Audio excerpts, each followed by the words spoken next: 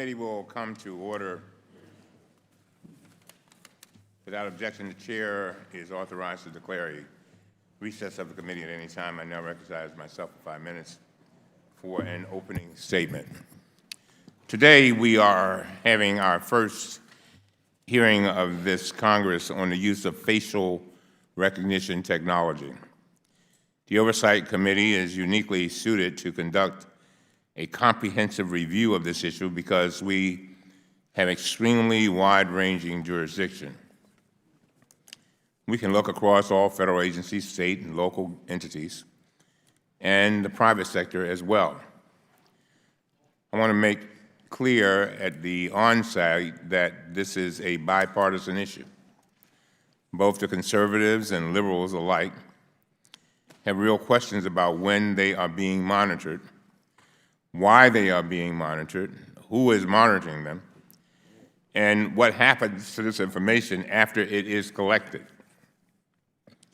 We've been working closely with the ranking member, Mr. Jordan, and I sincerely appreciate his advice and his assistance and the assistance of his staff in bringing this hearing together.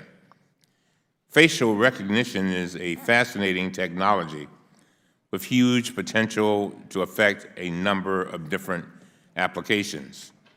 But right now, it is virtually unregulated. In 2016, the Government Accountability Office issued a report recommending that the FBI make numerous changes to its facial recognition database to improve data security and ensure accuracy, privacy, and transparency. However, just last month, GAO sent a letter highlighting 6 priority recommendations that the FBI has yet to fully implement.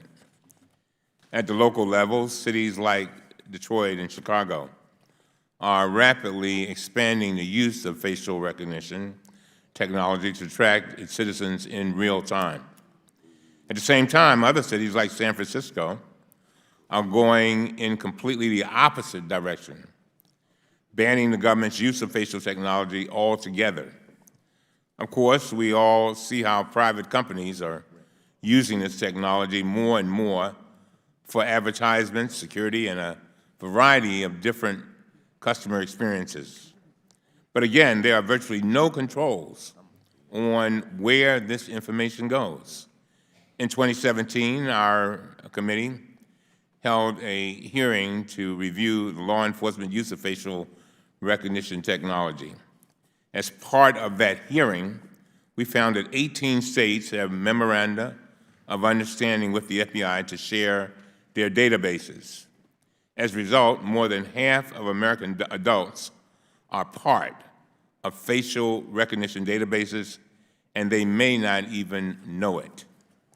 We also heard testimony that facial recognition technology misidentifies women and minorities at a much higher rate than white males, increasing the risk of racial and gender bias.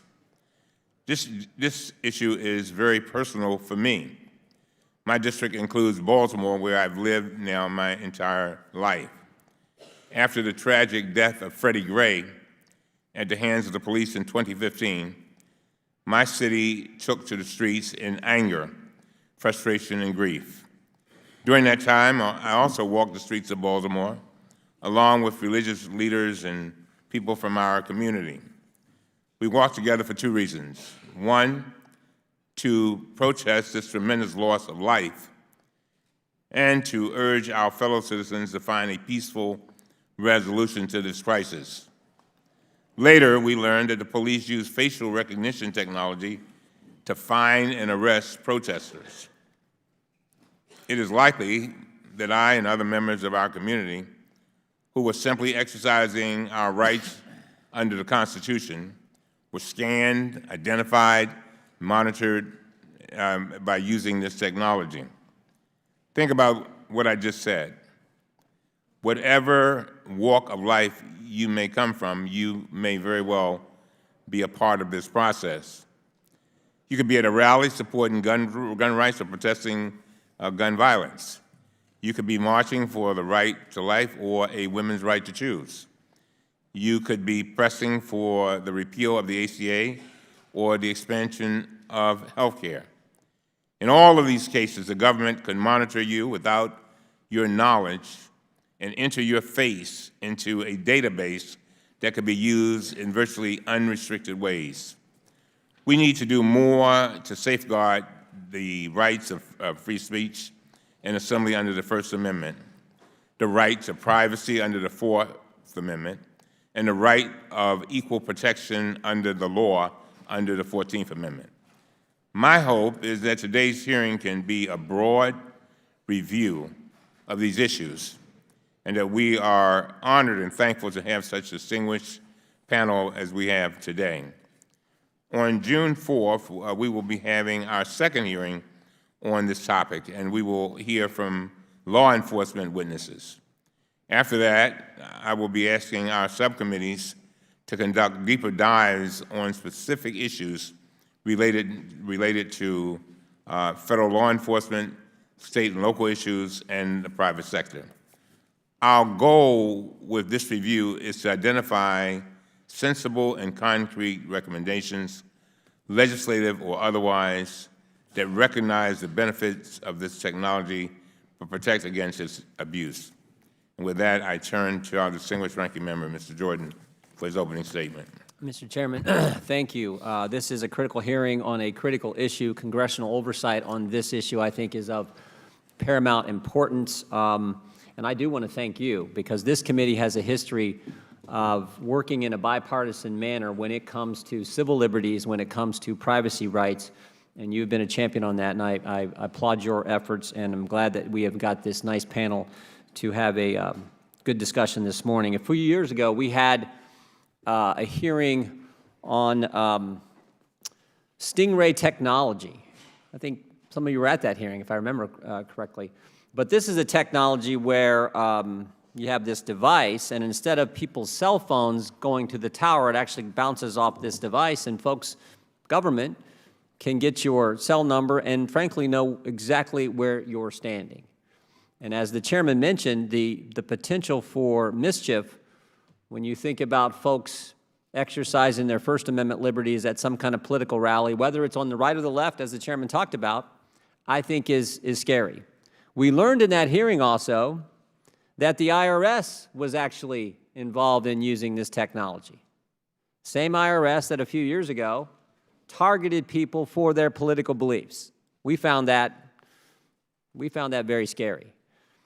Stop and think then, not just the cell phone now, but actual facial recognition in real-time video, as the chairman talked about. That is a scary thought. That is 1984 George Orwell kind of scenario that I think troubles us all. So I appreciate this hearing. I'm glad that we're going to hear from our witnesses and get a chance to talk about this important subject and how, as the chairman said, it is virtually unregulated, but I think that, frankly, needs to change. And so with that, Mr. Chairman, I would yield back, and I look forward to hearing from our witnesses and the discussion that will ensue. Thank you very much. Now I want to welcome our witnesses, Ms. Joy Buolamwini. Thank you, founder of the Agathric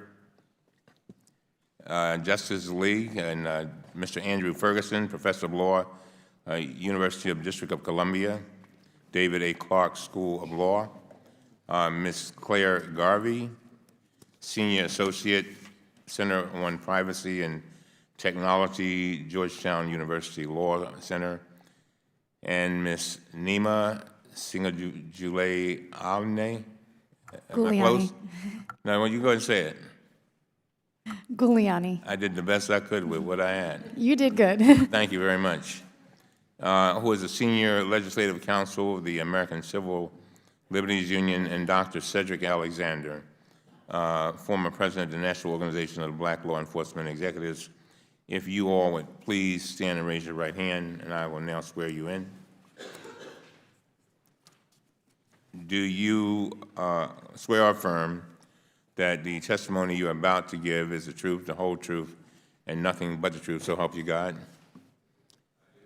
Let the record show that the witness has answered in the affirmative. Thank you, and please be seated. I remind you that the microphones are extremely sensitive, so please speak directly into them. Make sure it's on when you speak. So without objection, your written statements will be made part of the record. And with that, Ms. Bulawini, you are now recognized to give an oral presentation of your testimony. Thank you, Chairman Cummings, Ranking Member Jordan, and fellow committee members for the opportunity to testify.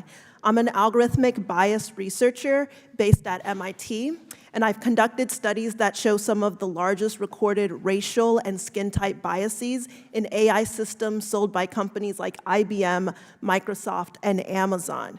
You've already heard facial recognition and related technologies have some flaws.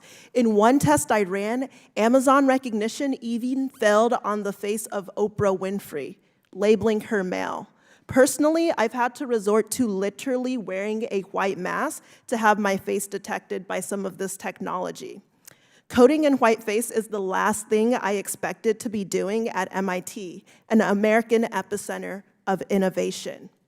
Now, given the use of this technology for mass surveillance, not having my face detected could be seen as a benefit.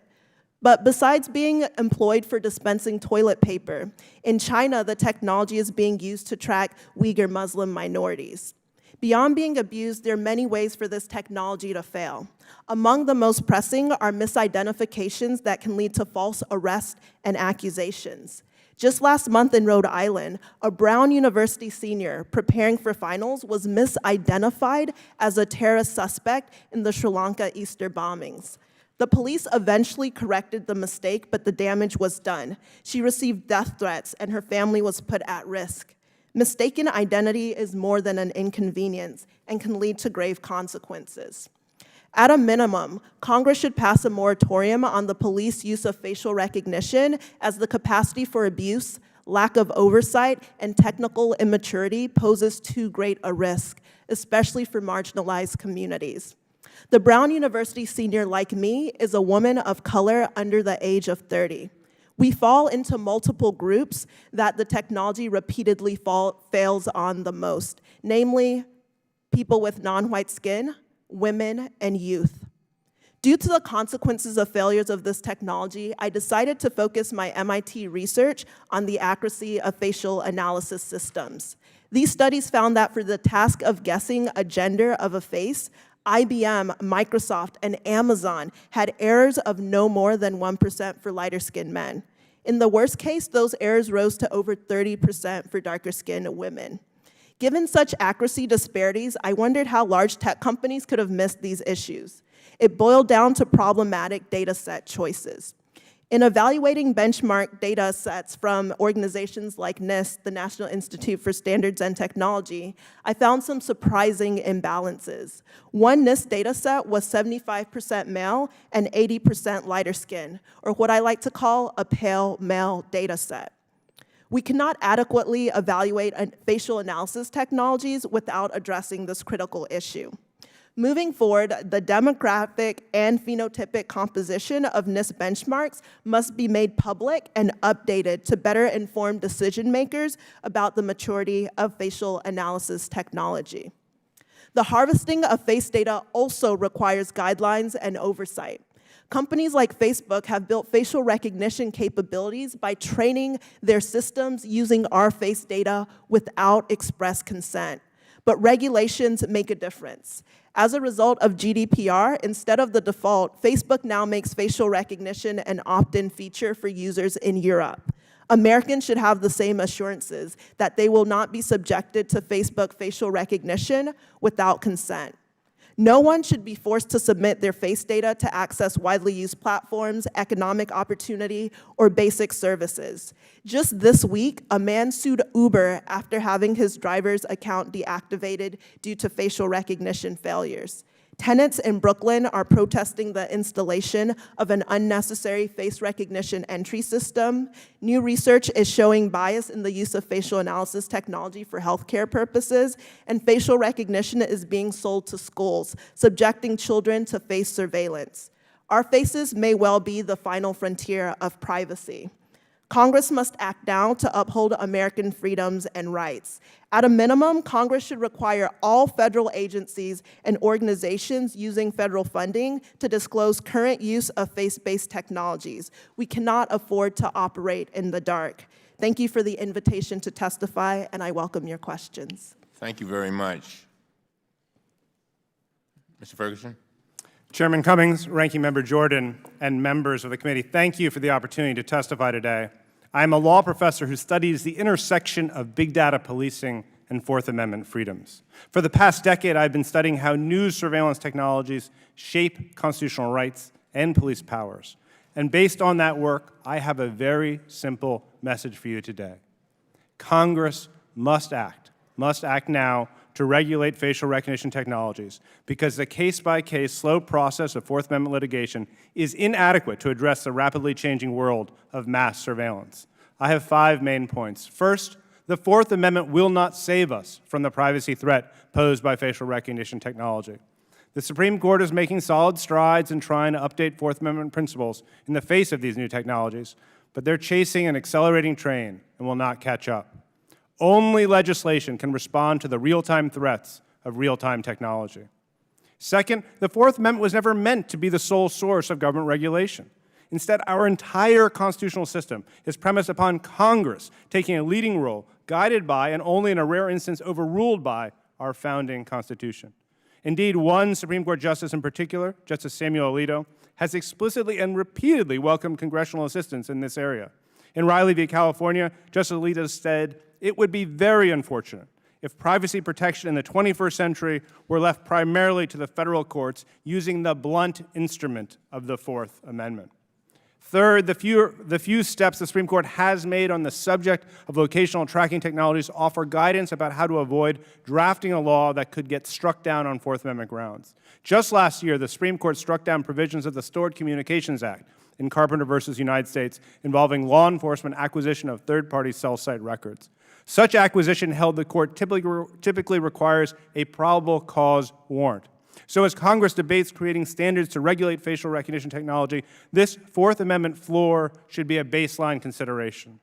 Fourth, as Congress builds a scaffolding off that constitutional floor, we need to think about the technology not just through the lens of today, but with an eye toward the expansion of surveillance technologies that will combine, aggregate, link, and share data in ways that will reshape the existing power dynamics of government and the people. We're not just talking about technological hardware, cameras, computers, and tools, but systems of surveillance, in particular big data policing systems that can process, store, and retrieve information in ways that has never been possible in past eras. Legislation must future-proof privacy protections with an eye toward the growing scope, scale, and sophistication of these systems of surveillance. Finally, these Fourth Amendment questions must be coupled with a focus on First Amendment freedoms, civil rights, and fundamental fairness when it comes to public safety protections. The burden of surveillance technology has never been equally shared across socioeconomic or racial groups. Surveillance is both a civil rights issue and a civil liberties issue, and Congress needs to regulate with racial justice in mind. In my written testimony, I have carefully laid out the different types of facial recognition that Congress needs to address today. Generalized face surveillance, monitoring without any individualized suspicion, investigative face recognition targeted with individualized suspicion, and separately non-law enforcement or emergency uses. I've also attempted to analyze the Fourth Amendment implications of both face surveillance and face recognition, with the conclusion, again, that the Fourth Amendment will not save us. It will not satisfactorily resolve the core privacy questions. I'd like to emphasize 2 points here which arise from my rather lengthy constitutional and legal analysis. First, federal legislation should be drafted to ban generalized face surveillance for all ordinary law enforcement purposes, whether stored real-time or through third-party image searches. Building a system with the potential to arbitrarily scan and identify individuals without any criminal suspicion and to discover personal information about their location, interests, or activities can and should simply be banned by law. Second, federal legislation should authorize use of face recognition for investigative targeting only on a probable cause plus standard, requiring an assertion of probable cause in a sworn affidavit, plus declarations that care was taken to minimize the unintended collection of other face images, and that proper steps have been taken to document and memorialize the collection. This standard would apply to all face recognition, including storage surveillance scans, real-time scans, third-party image scans, and even government-collected image scans. In my written testimony, I try to defend these recommendations as a matter of constitutional law and technological reality, and hope they offer a way forward, a bipartisan way forward, with specific legislative recommendations. Last point. Unregulated facial recognition technology should not be allowed to continue. It is too powerful, too chilling, too undermining to principles of privacy, liberty, and security. I'm happy to answer any questions. Thank you very much. Ms. Garvey? Good morning, Chairman Cummings, Ranking Member Jordan, and distinguished members of the committee. Thank you for inviting me to speak to you today. Face recognition presents unique threats to our civil rights and liberties. I'd like to raise 3 core points about face recognition and our Constitution that I hope will be helpful as this committee continues to examine this powerful technology. First, face recognition gives law enforcement a power that they've never had before. And this power raises questions about our Fourth and First Amendment protections. Police can't secretly fingerprint a crowd of people from across the street. They also can't walk through that crowd, demanding that everybody produce their driver's license. But they can scan their faces remotely and in secret and identify each person thanks to face recognition technology. Last year, the Supreme Court in Carpenter noted that for the government to secretly monitor and catalog every one of our movements across time and space violates our right to privacy protected by the Fourth Amendment. Face recognition enables precisely this type of monitoring, but that hasn't stopped Chicago, Detroit, and other cities from acquiring and piloting this capability. The Supreme Court held in NAACP versus Alabama, Talley versus California, and others that the First Amendment protects the right to anonymous speech and association. Face recognition technology threatens to upend this protection. Law enforcement agencies themselves have acknowledged this, cautioning that the technology could be used as a form of social control, causing people to alter their behavior in public, leading to self-censorship and inhibition. But that didn't stop the Baltimore County Police from using face recognition on the Freddie Gray protests in 2015. Second, face recognition makes mistakes, and its consequences will be borne disproportionately by African Americans. 1, communities of color are disproportionately the targets of police surveillance, face recognition being no exception. San Diego found that their police used face recognition up to 2.5 times more on African Americans than on anyone else. 2, people of color are disproportionately enrolled in police face recognition systems, thanks to being overrepresented in mugshot databases that the systems run on. And 3, studies continue to show that the accuracy of face recognition varies depending on the race of the person being searched. Face recognition makes mistakes and risks making more mistakes, more misidentifications of African Americans. A mistake could mean you're accused of a crime you didn't commit, like the Brown University student erroneously identified as one of the Sri Lankan bombers earlier this month. One of this country's foundational principles is equal protection under the law. Police use of face recognition may not comport with this principle. Third, left unchecked, current police face recognition practices threaten our due process rights. My research has uncovered the fact that police submit what can only be described as garbage data into face recognition systems, expecting valuable leads in return. The NYPD submitted a photo of actor Woody Harrelson to find an unknown suspect in a beer theft. They have submitted photos of suspect whose eyes or mouths have been cut and pasted in from another person's photo, essentially fabricating evidence. Agencies submit drawings of suspects in places of photos as well, despite research showing that this will not work. Worse, officers at times then skip identification procedures and go straight to arresting someone on the basis of a face recognition search. This practice runs counter both to common sense and to departments' own policies. And these practices raise serious concerns about accuracy and the innocence of the person arrested because of a face recognition search. But defendants are left in the dark about all of this, often never told that face recognition was used to help identify them. These systems produce Brady material, information that under our constitutional right to due process must be turned over to the defense, but it's not. For all these reasons, a moratorium on the use of face recognition by police is both appropriate and necessary. It may be that we can establish common sense rules that distinguish between appropriate and inappropriate uses, uses that promote public safety and uses that threaten our civil rights and liberties. But face recognition is too powerful, too pervasive, too susceptible to abuse to continue unchecked. Thank you so much for your time. I look forward to answering questions. Thank you very much, Ms. Giuliani. Thank you for the opportunity to testify today on behalf of the ACLU. Law enforcement across the country, including the FBI, continue to expand the use of face recognition without legislative approval, absent safeguards, and in most cases, in secret. It's time to hit the pause button. Congress must intervene to stop the use and expansion of this dangerous technology until we can fully debate what, if any, uses should be permitted by law enforcement. I want to be clear. Use of this technology is already resulting in very real harms. Chairman Cummings, in your opening statement, you discussed the use of face recognition at the Freddie Gray protest in Baltimore. And like you, I share concerns about the impact on our First Amendment rights. But it's not the only disturbing example. In Florida, there's the case of Willie Lynch, an African-American man arrested and convicted of a $50 drug sale. In his case, police relied on a low-confidence match of a poor-quality photo that was secretly taken. And now, Mr. Lynch cannot even get key information about the reliability of the algorithm used in his case so that he can challenge his conviction. I want to highlight 3 reasons why I think it's particularly urgent that Congress act now, and then offer 2 recommendations for areas where additional oversight is needed. So why is this issue so urgent? 1, we've never seen anything like this technology before. The US reportedly has over 50 million surveillance cameras. This, combined with face recognition, threatens to create a near-constant surveillance state. Even more, right now, police are often exploiting large-scale databases, like driver's license repositories, for face matching. This impacts the rights of everyone in these databases. And we don't have the option of simply leaving our face at home to avoid being surveilled.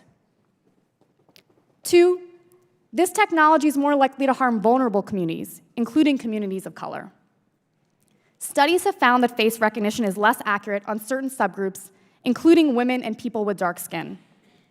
The ACLU tested Amazon's face recognition product, matching members of Congress photos against 25,000 mugshots. There were 28 false matches, including Representatives Gomez, DeSaulnier, and Clay, who sit on this committee. 40% of the false matches were members of color. But even if this technology was 100% perfect, it's not being used in the perfect world, it's being used in the real world. And in the real world, poor communities and communities of color are over-policed. They're more likely to be stopped, arrested, and to have force used against them. These same disparities are likely to extend to the use of face recognition and heighten the risks associated with errors. 3, this technology is not being used consistent with the Constitution. Face recognition is potentially even more invasive than the warrantless tracking that the Supreme Court found unconstitutional in the Carpenter case. Yet it is being used without a warrant and without other protections. Additionally, the government is not complying with its notice obligations. Over a 15-year period where the Pinellas County Sheriff's Office used face recognition in investigations, the county public defender reported never once receiving information as exculpatory evidence, which is required by the Supreme Court's Brady decision. As we debate this issue, we must do so with complete facts. Thus, I urge the committee to investigate 2 things. 1, how is ICE, the FBI, and other federal agencies using this technology? When it comes to face recognition, the FBI has broken more promises than it's kept. It has not fully tested the accuracy of the systems it uses, nor does the agency appear to be complying with the Constitution. Yet the agency is now reportedly piloting Amazon's face recognition product. ICE similarly has met with Amazon representatives and also appears to use CBP and State Department systems, but we know little else. The committee should examine these issues. 2, the committee should look at companies that are aggressively marketing this technology to the government, including how accurate their technologies are and what responsibility they take to prevent abuse. Companies are marketing this technology for serious uses, like identifying someone during a police encounter. And we know far too little. For example, Amazon has even refused to disclose who it sells this technology to, and companies like Microsoft and FaceFirst have so far not received significant congressional attention. There are efforts across the country to stop this dangerous spread of this technology.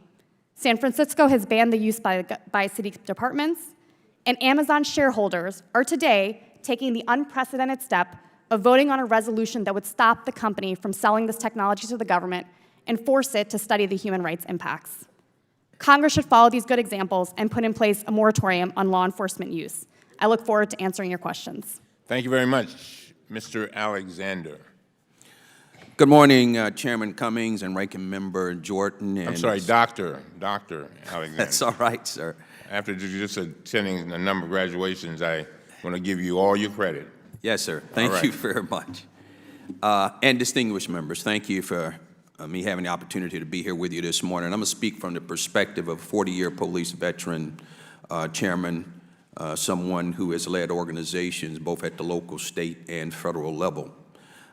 Based on the 2016 investigation by Georgetown Law Center on privacy and technology, at least a quarter of U.S. law enforcement agencies use facial recognition searches of their own databases or those of other agencies in an attempt to identify, find, and arrest criminal suspects. As of 2016, at least 16 states permit the FBI to use the technology to compare suspects' faces with images of state-issued IDs. Now, sometimes law enforcement uses facial recognition prudently and wisely, sometimes recklessly. On May 16, the Washington Post reported that some agencies use altered photos, forensic artist sketches, and even celebrity lookalikes for facial recognition searches. Using artificial intelligence to confer upon a highly subjective visual impression a halo of digital certainty is neither fact-based nor just, but it is not illegal, for the simple reason that no federal laws govern the use of facial recognition. At this point, law enforcement use of facial recognition is not only unregulated by law, it operates even without any consensus on best practices. Artificial intelligence systems do not invent results from thin air. They operate from databases of identified faces in an attempt to match one of those identified faces with the face of a suspect or subject of interest. An artificial intelligence system isn't only as good as its databases, yet there is currently no standard governing the content of any agency's facial images database. Who is included in it? Who knows?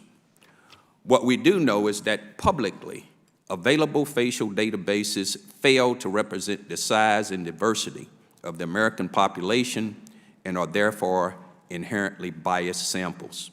Real-time video surveillances can identify criminal activity in progress, but for the purpose of investigation, what are the risks the Fourth Amendment guarantees against unreasonable search and seizure? And the legal standards should be required prior to facial recognition search. Answer, we don't know. And before we leave the Constitution, is there a basis to fear that the combination of widespread real-time video surveillance and facial recognition AI may infringe upon the First Amendment protection of free speech, assembly, and association? So far, this remains unanswered, barely even addressed. How accurate is facial recognition technology? The answer is, it depends. And that's an unacceptable answer for law enforcement, the justice system, and the people of this country. Facial recognition works best with frontal images and bright, even lighting, identifying partially turned faces of those poorly lit and like trying to read a badly smudged latent fingerprint. Real-time video surveillance often supplies poor quality images and result in erroneous identifications. One must think that artificial intelligence would preclude a racial and other biases. In fact, the New York Times report in February of last year, facial recognition algorithms marketed by major software suppliers in this country were significantly more likely to misidentify the gender of black women than white men. Gender was misidentified up to 1% of the time in the case of light-skinned males and 35% of the time in the case of darker-skinned females. The problem with artificial AI, skin color bias, is serious enough that a CBS News report on May 13, San Francisco is considered a citywide ban on facial recognition in all government agencies. Now, this seems to me to be an overreaction, but considering the current absence of law, regulations, or even generally agreed upon best practices, it is certainly an understandable overreaction. We human beings are hardwired by evolution to fear and suspect danger when confronting the unknown. The opaque, even secretive attitude of law enforcement with regard to facial recognition plays into that primal fear. The Georgetown Law Center on Privacy and Technology reports that offense attorneys have never received face recognition evidence as part of a Brady disclosure, which many of us know legally is required disclosure of exculpatory or impeaching evidence that may prove the innocence of a defendant. Only a very small minority of law enforcement agencies disclose how and how frequently they use facial recognition. Very few agencies even claim to audit their personnel for improper use of facial recognition systems. Indeed, the vast majority of agencies do not have any internal oversight or accountability mechanisms to detect misuse. Neither federal, state, nor most local governments subject police policies concerning recognition to legislative or public review. Secrecy in matters of constitutional rights, human rights, and civil rights provoke fear and suspicion. And lastly, like so many digital technologies, facial recognition was not long ago, the stuff that we saw as being science fiction. Today, many of us carry in our pockets in form of a smartphone that recognizes our face when we take it out to make a call or to send a text. It's become a normal part of 21st century living, and most Americans have no problem or no trouble accepting that facial recognition can be a valuable tool in law enforcement. But without the judicious and just application of human intelligence, including full disclosure, transparency, public accountability, prudent legislation, and science-based regulation, the technology of artificial intelligence do not deserve to be called tools. They are instead blunt instruments, and in the worst cases, blunt instruments become weapons. Thank you very much. Thank you very much, Ms. Hill. Thank you, Mr. Chairman, and thank you to all of you for being here. This is of particular interest to me because one of the communities in my district is planning on implementing facial recognition technology in its city within the coming months with thousands of cameras across the community. In Carpenter versus the United States, the court found that police violated the Fourth Amendment when they collected cell phone location data without a warrant. In that case, Justice Alito, in a dissent, wrote that Congress is a better arbiter of controlling lawful use of new technologies by police than the courts. Justice Alito wrote, quote, "Legislation is much preferable to the development of an entirely new body of Fourth Amendment case law for many reasons, including the enormous complexity of the subject, the need to respond to rapidly changing technology, and the Fourth Amendment's limited scope." Ms. Garvey, can you speak to how quickly facial recognition technology is developing? I can. Face recognition is developing incredibly fast. We must caution, though, against anyone who says that these algorithms are getting better, which means that the results of the systems will be getting better. Because as we've seen, it doesn't matter how good an algorithm gets, if law enforcement agencies put unreliable or just wrong data in, they will not get reliable results out. These algorithms are not magic. Thank you. And Professor Ferguson, do you think that the Supreme Court can rule quickly enough upon the use of these technologies as the cases arise to thwart constitutionally questionable uses? They can, but they won't do as good a job as Congress regulating it now. Justice Alito has repeatedly made that claim, and I think he's correct to say that this kind of technology should be regulated first by Congress. The Fourth Amendment floor will exist, and the Supreme Court will address it, but this body has the primary responsibility to regulate in this field. From your testimonies and your answers right now, it sounds like there's broad agreement that federal legislation is necessary in order to prevent a confusing and potentially contradictory patchwork of regulation of government use of facial recognition technology. Just last week, San Francisco passed an ordinance barring police and other government agencies from using facial recognition technology. San Francisco's decision has attracted attention across the country and could be followed by moves from other local governments. And at the same time, we have local governments that are adopting this. The drafter of the San Francisco ordinance is pushing for additional bans in Berkeley and Oakland, and a proposed Massachusetts state bill would ban government use of facial recognition systems. At the same time, many states have also partnered with the FBI to grant access to their collections of driver's license photos for use in face image searches. Needless to say, the maze of recognition across cities and states can be confusing to navigate. Citizens may be afforded certain protections from warrantless surveillance through the use of facial recognition in one state, but then drive several miles and be subject to a completely different regime. Ms. Giuliani, can you discuss the range of different standards we see across states? I think by and large, when we're hearing from communities, it's with a great deal of anxiety about face recognition.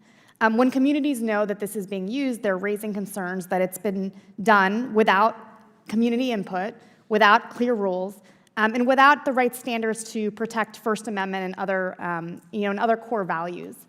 So I think the trend is definitely in that direction. But I think, one of the important things of this hearing is to ask the questions and have the debate. And until we do that, we just shouldn't be using that technology for all of the concerns it raises. So if we're talking about a local government or another company or agency that is looking to implement something like this, what advice would you give at this point, given the lack of guidance? And I guess this question goes to all of you. And what recommendations do you have for us in this body to move quickly and to be able to set sort of a baseline of how local governments should operate at this stage? I mean, the advice I would have is to not use the technology until there's been a legislative process and clear standards and rules. And you've seen this sort of pop up in a lot of cities around the country. It's called community control over policing surveillance, right? This idea that we shouldn't put the cart before the horse. We should study the harms before we roll something out. That would be my greatest recommendation, and I think that we should do that federally as well with this technology. Anyone else want to weigh in?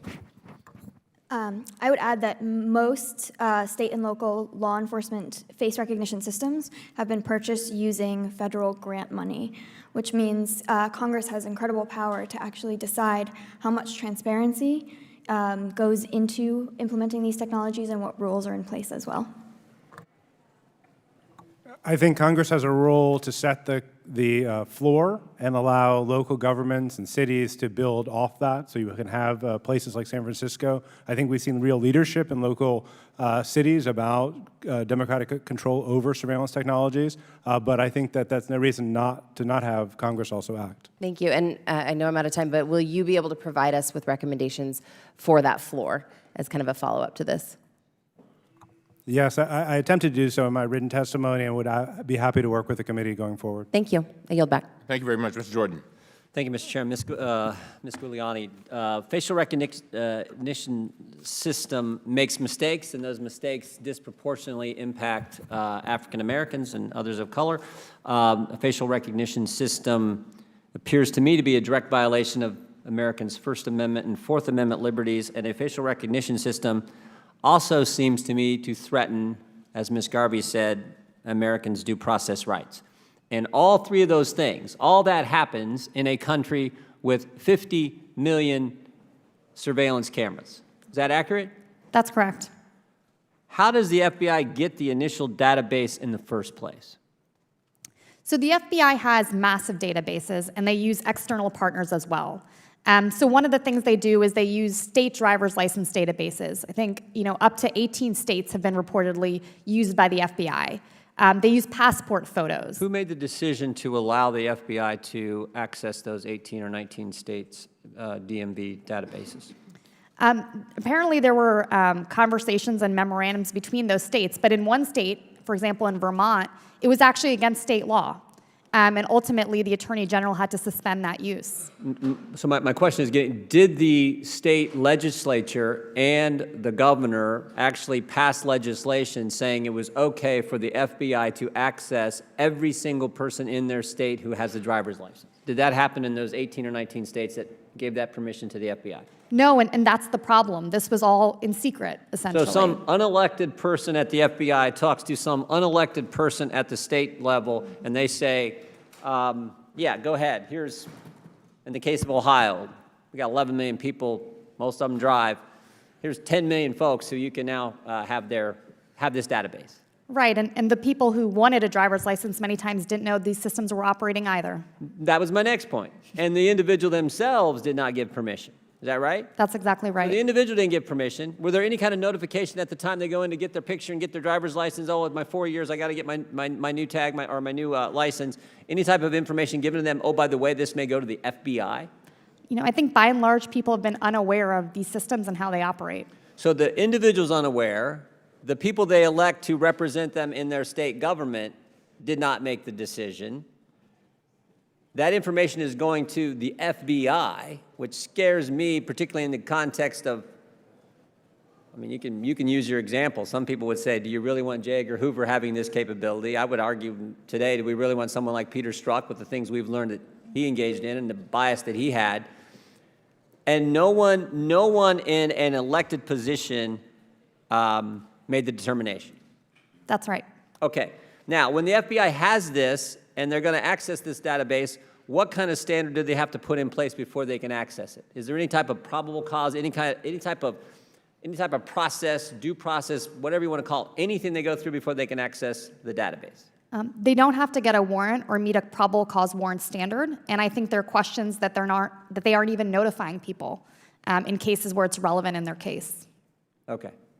50 million cameras, violation of people's First Amendment, Fourth Amendment liberties, due process liberties, all kinds of mistakes. Those mistakes disproportionately impact African Americans, and no due process, no elected officials gave the okay from the states for the federal government, FBI, to use it. Does the FBI share any of this information with other federal agencies? They have partnerships with federal agencies, for example, like the State Department, to scan through their passport photos.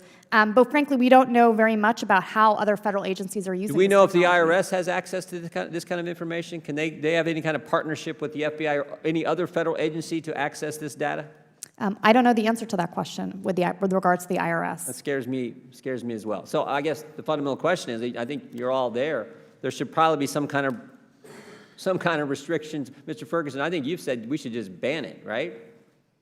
I think we should ban face surveillance, which is the use of these technologies without any kind of individualized suspicion. And I think there should be regulation about face recognition technologies in certain ways. But I do think that there are members of this panel who believe that at this moment there should be a moratorium. And again, my position is if we are not going to regulate, we should push the pause button on this technology now because it is as dangerous as you are expressing. Seems to me it's time for a timeout. Timeout. 50 million cameras, real concerns. I guess what troubles me too is just the fact that no one in an elected position made a decision on the fact these 18 states. I think the chairman said this is more than half the population of the country.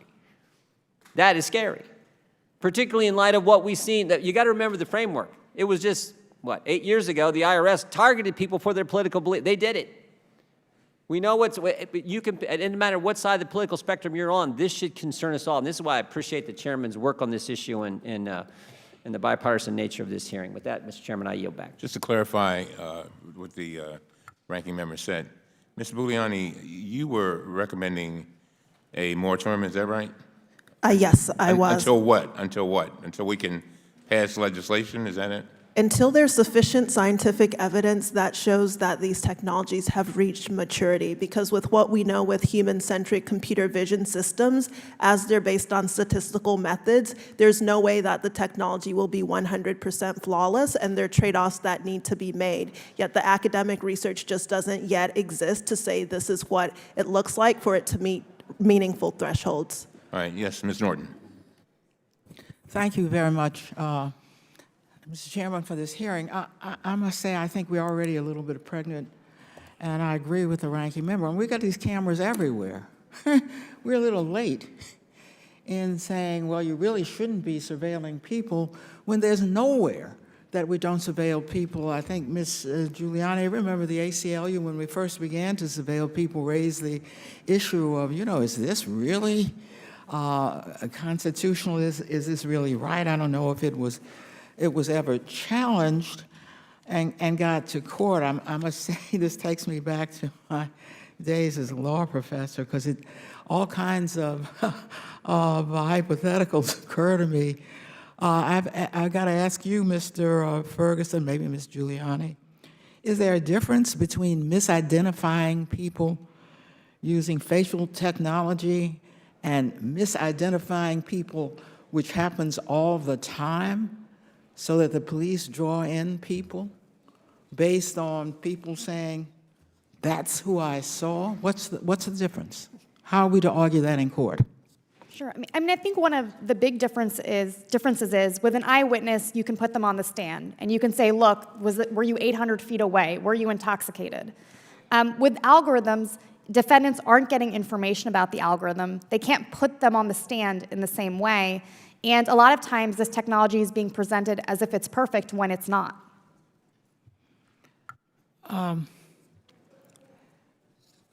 Let me ask you about police encounters. Suppose the police, I don't know, stop you for speeding. Now, there's some probable cause there. He saw you. You can contest it. Can he put your photo in a database that the police have, having already had probable cause to stop you? Can he take your picture and say, okay, you can show up in court, but this is for our database? Right now, the police officer can, because there's no regulations on any of this. The concern is that that may not be the way we want to go forward, and it might be a reason to actually have this kind of regulation. But that is a use. There are companies that literally sell that technology for that reason, and it's, again, a reason to act. I raise that hypothetical, that law professor's hypothetical, because I think we're already doing what we're already afraid of, and that we ought to look very closely at regulation and watch out, because you'll be regulating stuff that is already done by law enforcement, and that we've given a pass to. I wonder, Professor Ferguson, if you have any sense of how, particularly since there's been a recent Supreme Court decision on cell phone location data, any sense how today's conservative Supreme Court would rule on facial recognition technology? I think in certain uses, when you're talking about a system of cameras that can track where you go, the principles that the Supreme Court, including Chief Justice Roberts, was concerned about, this idea of tracking, this idea of aggregating personal information, this idea of the permanence that you can go back and look and see where people have gone because this footage is available and you can track where you've been at every moment, this idea that we don't like arbitrary police powers or permanent police powers, all speaks to the fact that the Supreme Court, if faced with the right case, might see this as a Fourth Amendment violation. Unfortunately, these cases take a long time to get there. Unfortunately, that it would be, relying on the Fourth Amendment may not be the place we want to be.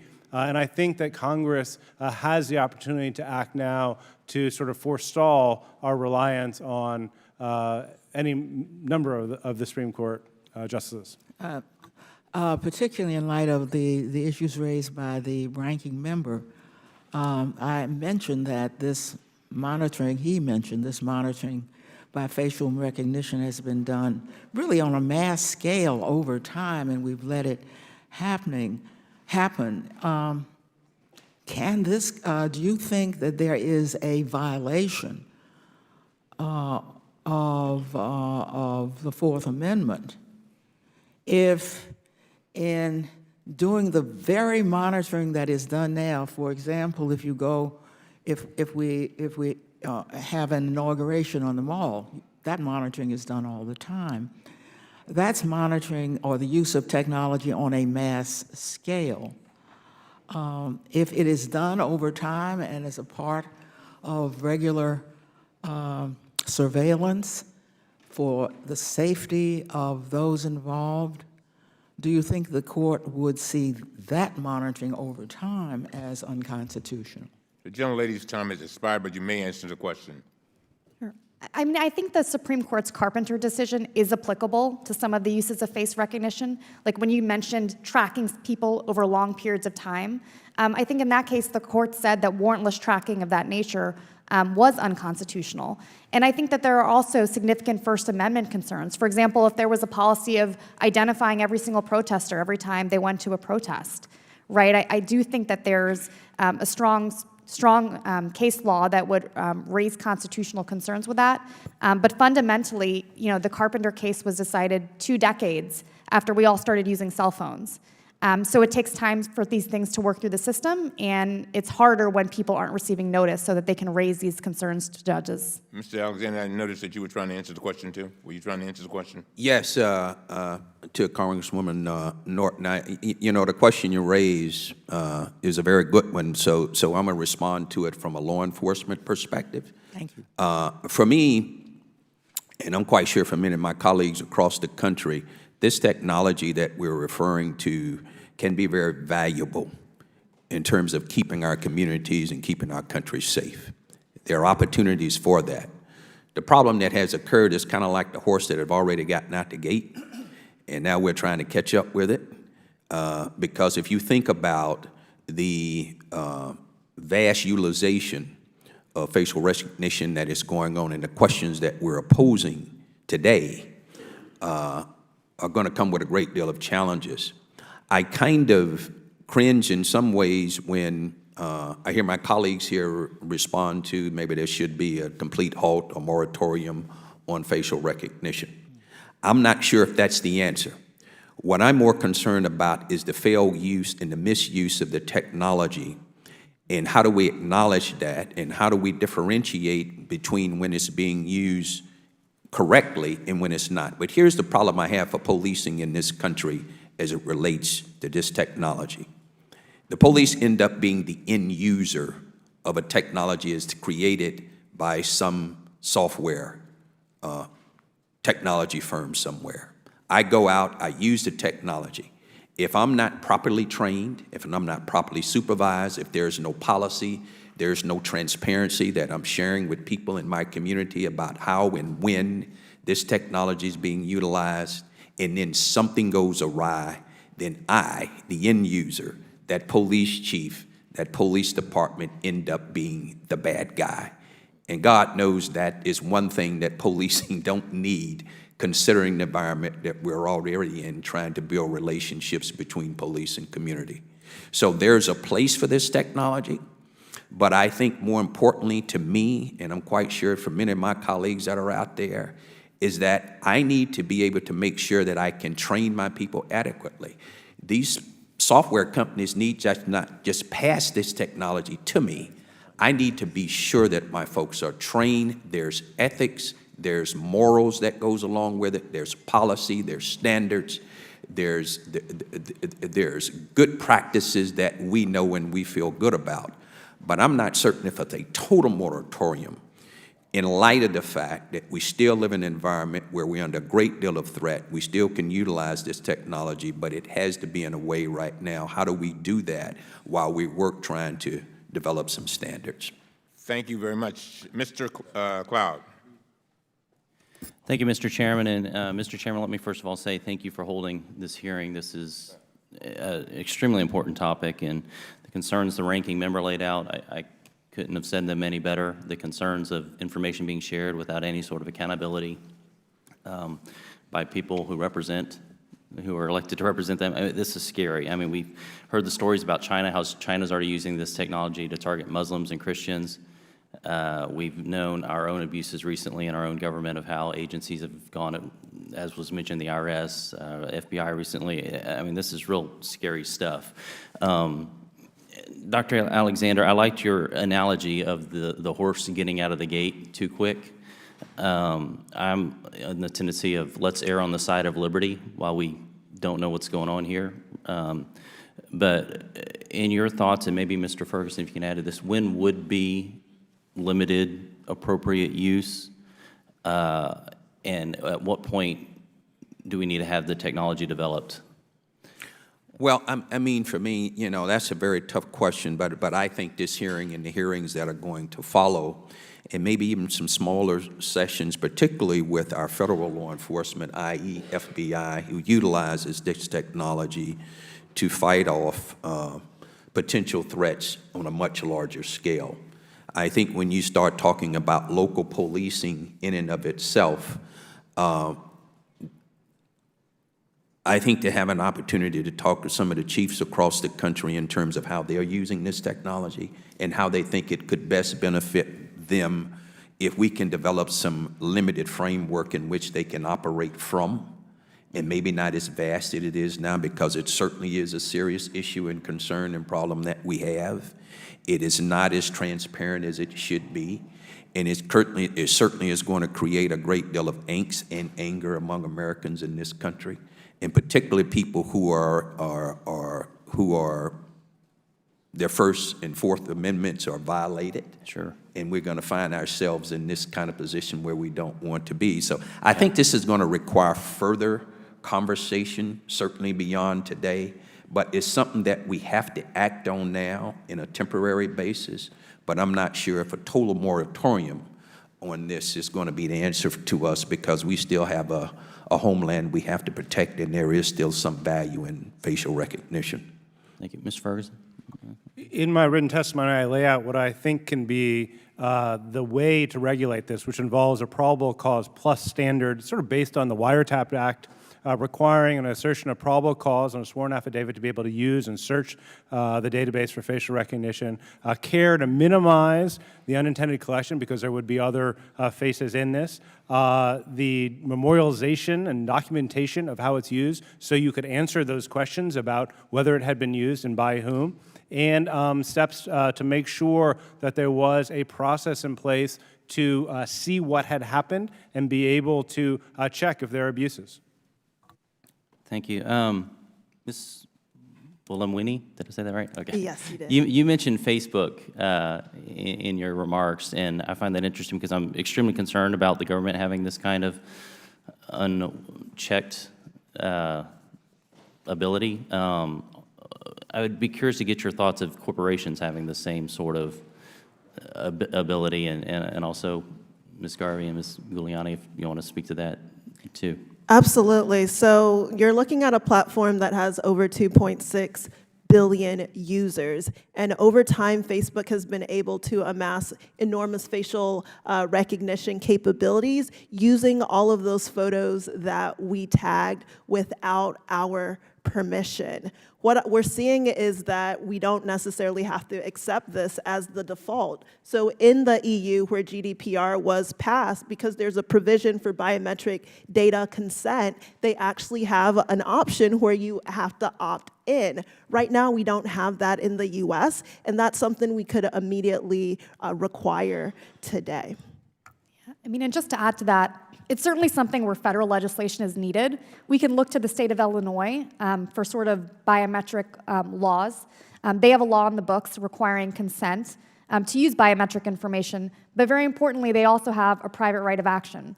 So if Facebook or any other company violates my rights and uses my face image without my permission, I can take them to court. And that's a really important accountability mechanism. The other point to bring up is the fact that oftentimes data is collected for one use and then ends up in another scenario. So a recent example of this is with Ever, a photo sharing company, where users uploaded images of their kids and graduations and so forth. And later on, they found out that those photos were used to train facial recognition that the company now sold as Ever AI. So we definitely need data protections when it comes to the use, disclosure, and consent around biometric face data. Mr. Clay. Thank you, Mr. Chairman, and thank the witnesses for being here. You know, the use of facial recognition technology has already generated a heated debate on whether it is a necessary tool to combat crime or an unlawful breach of privacy.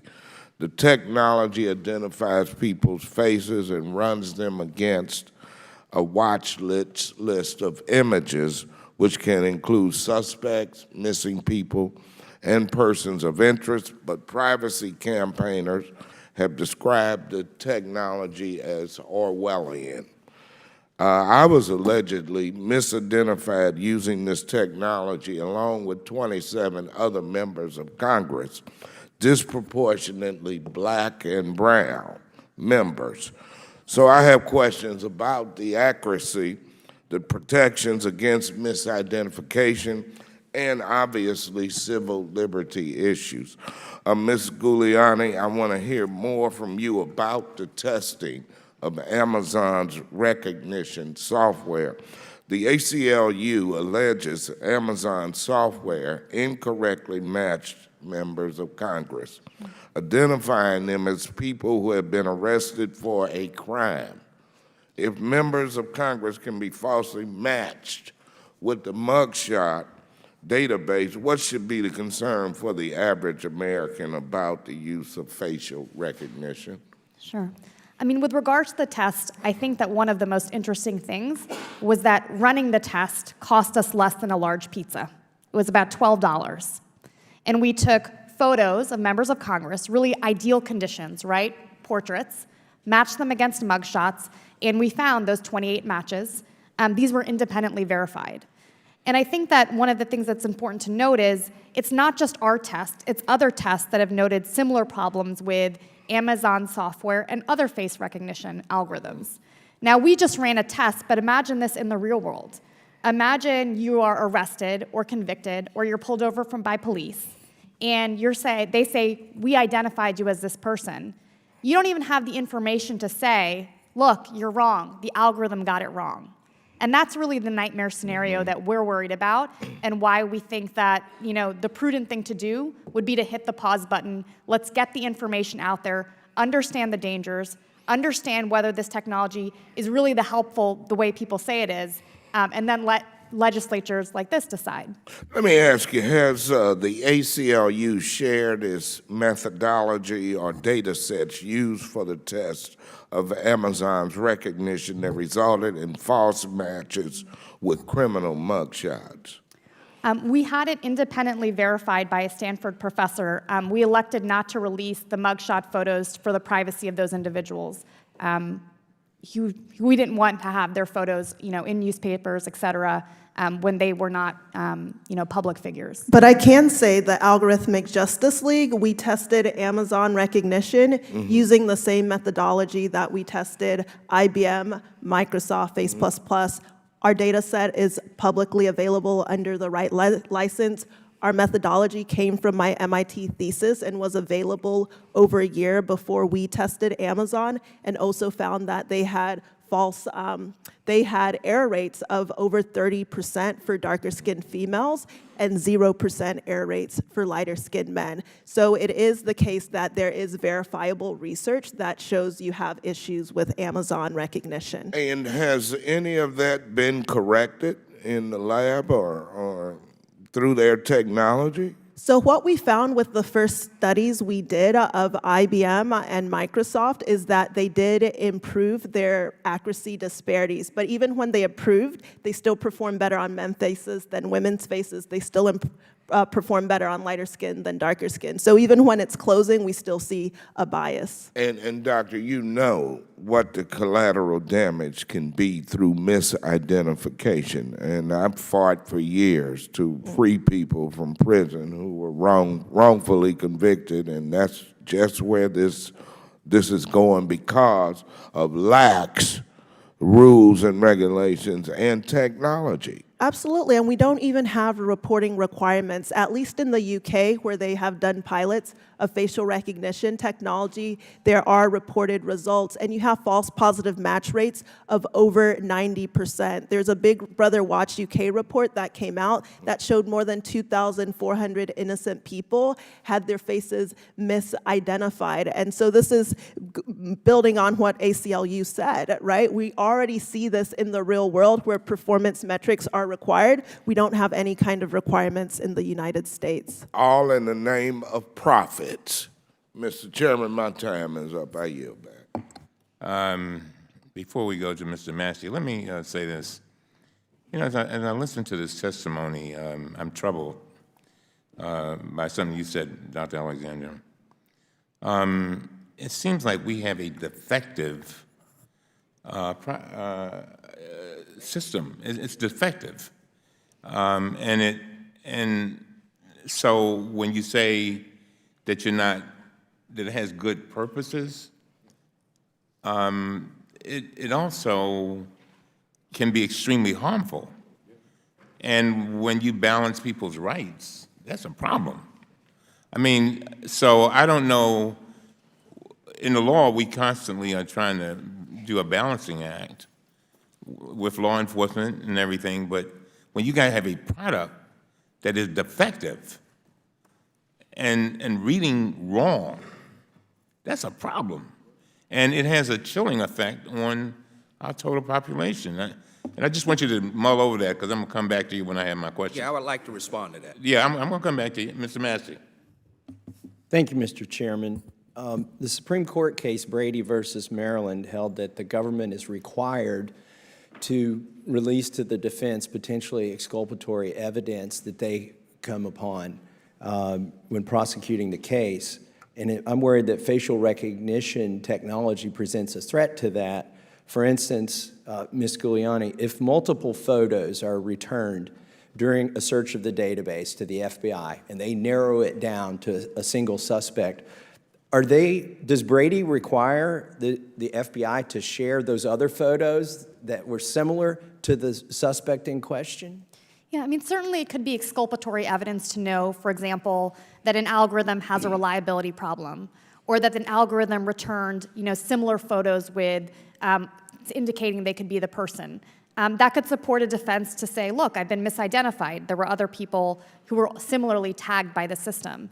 And I think that one of the concerns is that we're not seeing Brady disclosures, and we're not really seeing notice. The FBI has used this stuff hundreds and thousands of times. There aren't thousands of cases in the court where we see defendants being informed about this. So where judges are not having even the opportunity to rule on some of these very critical issues. Well, one of the concerning things, too, is that when a human makes an identification or a false identification, you can cross-examine the human. Were they drunk? Was it dark outside? How is their vision? Do they have prescription glasses? Were they wearing them? All of those things, but you can't cross-examine an algorithm. Does Ms. Garvey or Ms. Giuliani or Mr. Ferguson, anybody here, has the government been providing descriptions of how the algorithms work to the defense? They have not. In speaking to public defenders around the country, we have found that they will usually not know if the algorithm was used in the first instance. Law enforcement agencies don't typically have access to the training data or to how the algorithms work as well, because these are private companies that have developed these systems, and it's considered a trade secret. So it may be that the law enforcement agency says they can't turn that over. So we have not seen public defenders having access. On your point about Brady, face recognition systems are designed to return multiple matches. The Washington County Sheriff's Office gave an example where a person with a 70% confidence was the person they landed up charging, even though the algorithm thought somebody else was at a 90% confidence. Essentially, the algorithm was playing witness, saying that I'm 90% confident it's this other guy, and yet the person who I'm 70% confident is the guy was the one who was charged. That's quintessentially Brady evidence. I've got a couple minutes left. I want to pivot a little bit. We've talked about in the cases where facial recognition doesn't work, and it's very concerning, especially when it disproportionately affects minorities, and when these algorithms are defective. But I'm worried about the case where they work 100% of the time, where there are no mistakes, and nobody gets left out. Ms. Garvey, can you speak briefly to how China is using real-time facial surveillance? Sure. We see China as a bit of a roadmap of what's possible with this technology in the absence of rules. And in the absence of rules, this is a system where everybody is enrolled in the back end, and there are enough cameras to allow law enforcement to track where somebody is anytime they show their face in public, to upload their photo and see where they've been over the last 2 weeks, be that public rallies or an Alcoholics Anonymous meeting or a rehab clinic. That information is now available at the click of a button or the upload of a photo. That's what face recognition looks like with no rules. So do we have any evidence that any of the U.S. police departments or federal agencies are doing real-time monitoring of events or large events or using streams from cameras and monitoring them today? Our research has found that at least two major jurisdictions, Chicago and Detroit, have purchased this capability and have paid to maintain it. Chicago says they do not use it. Detroit did not deny that they were using it. Theirs is designed to operate with Project Greenlight, which is specifically locations like, yes, gas stations and liquor stores, but also churches and clinics and schools. Is there a minimum threshold of evidence or suspicion that's required before your face becomes one of the faces searched in real time or in one of these databases? Presently? In no jurisdiction, there are rules around who lands up in the database. With few exceptions, in Missouri, for example, DMV records cannot be included, but by and large, there are no rules around this. Thank you very much, Mr. Chairman. I yield back balance of my time. Mr. Ruda. Thank you, Mr. Chairman. And I agree with you, Mr. Chairman. This is a difficult discussion as we try to balance our private rights with the potential proper use of facial recognition technology. I want to focus on three different areas. In the first one is getting a sense from the panel here. Are there some of you who believe that we just outright need to stop this technology from being used versus legislation on proper use? Second area I'd like to talk about is if we do agree proper use makes sense, some sort of definition around that for law enforcement versus private use.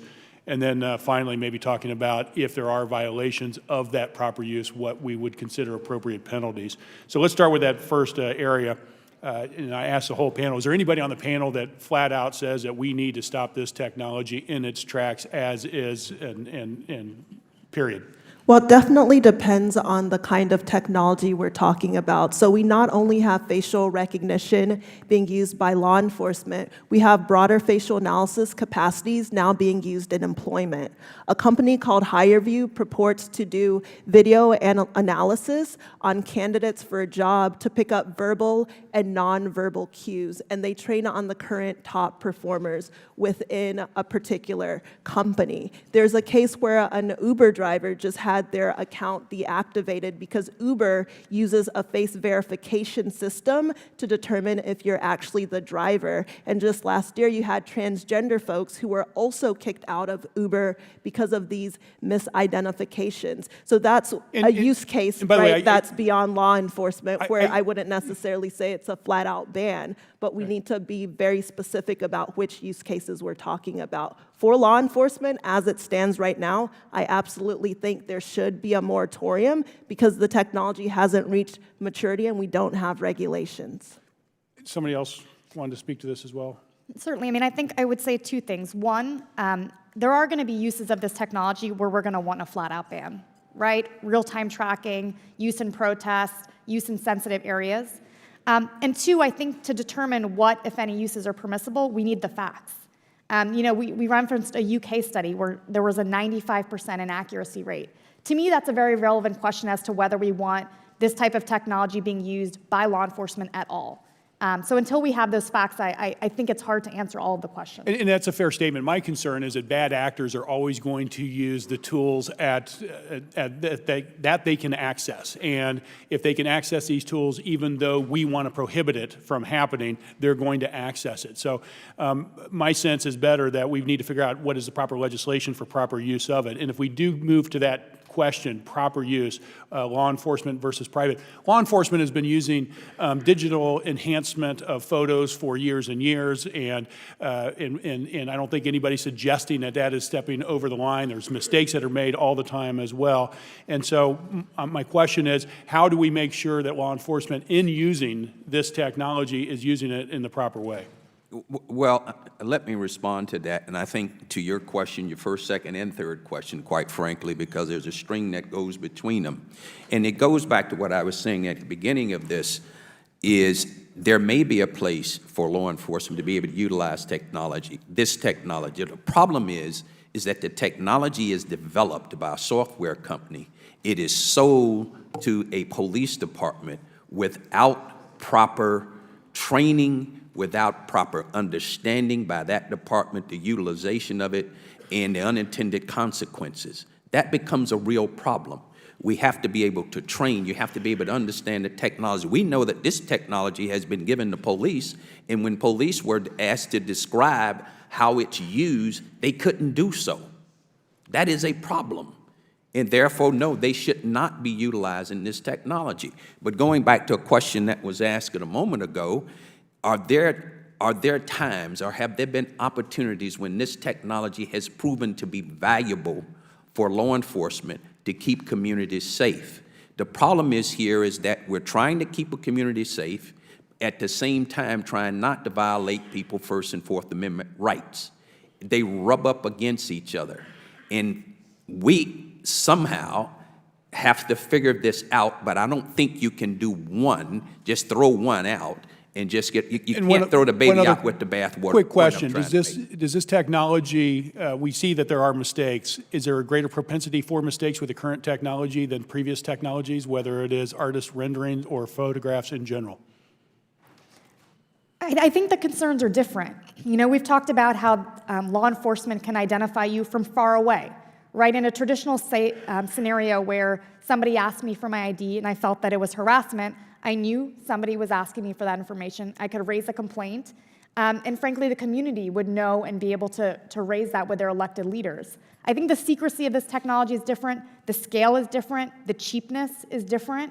And so we have to address, I think, those fundamental threats before we can sort of talk about what are or aren't good uses. Thank you, Mr. Chairman. I yield back. Thank you, Mr. Comer. Mr. Comer? Yep. I just wanted to ask a couple of questions about facial recognition technology reforms. First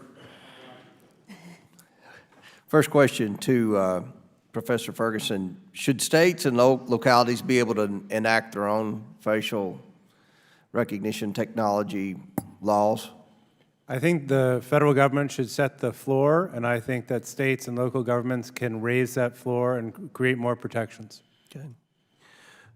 Ms. Giuliani, you testified that state and local governments have taken steps to ban or limit facial recognition. Could you speak on what those efforts look like across the spectrum? Sure. In San Francisco, there was a recent vote to ban the use of face recognition by city governments.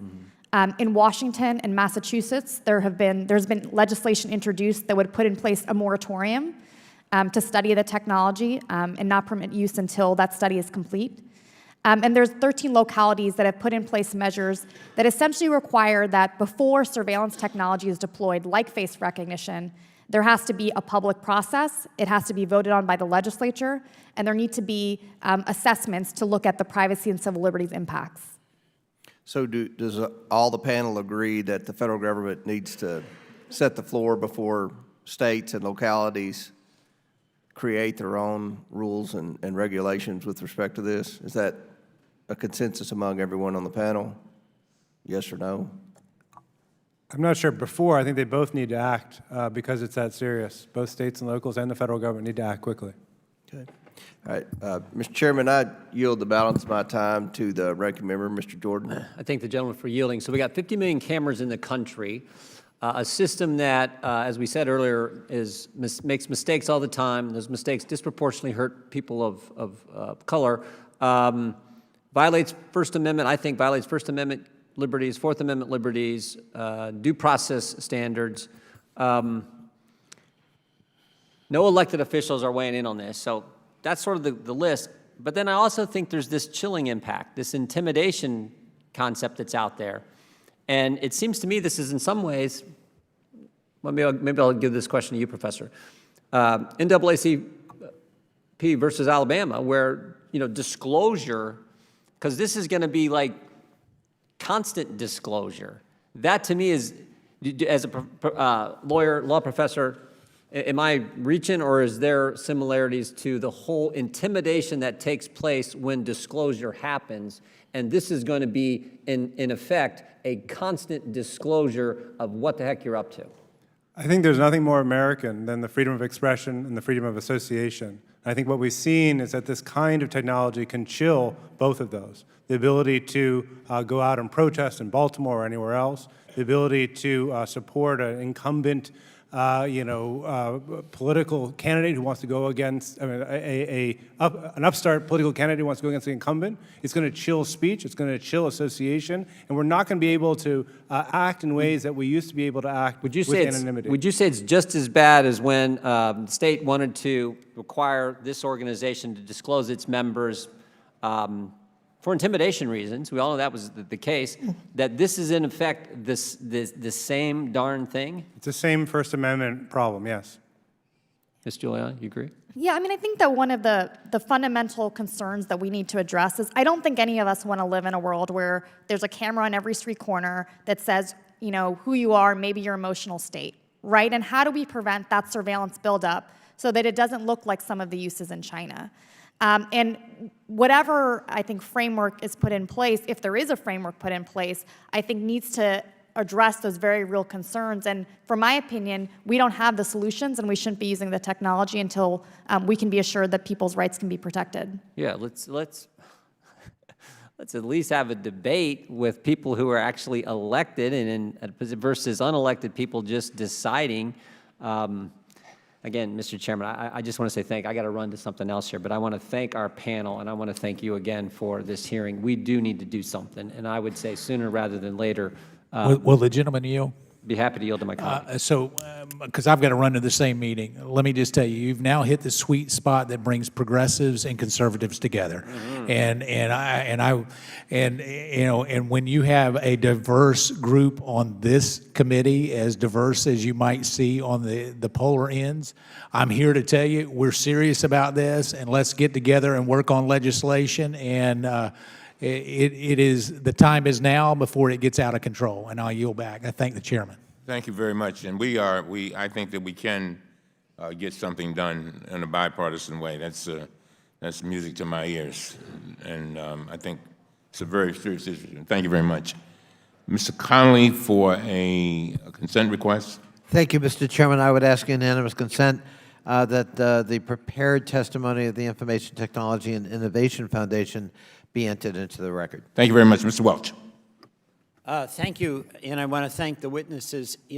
Oftentimes when there is a technology, as you pointed out, it will be used however the users see it to advance whatever their cause is, without any public input or any public limitations. And you've been doing the hard work while Congress has really not been paying much attention. So I just want to say thank you for the important work that you've done.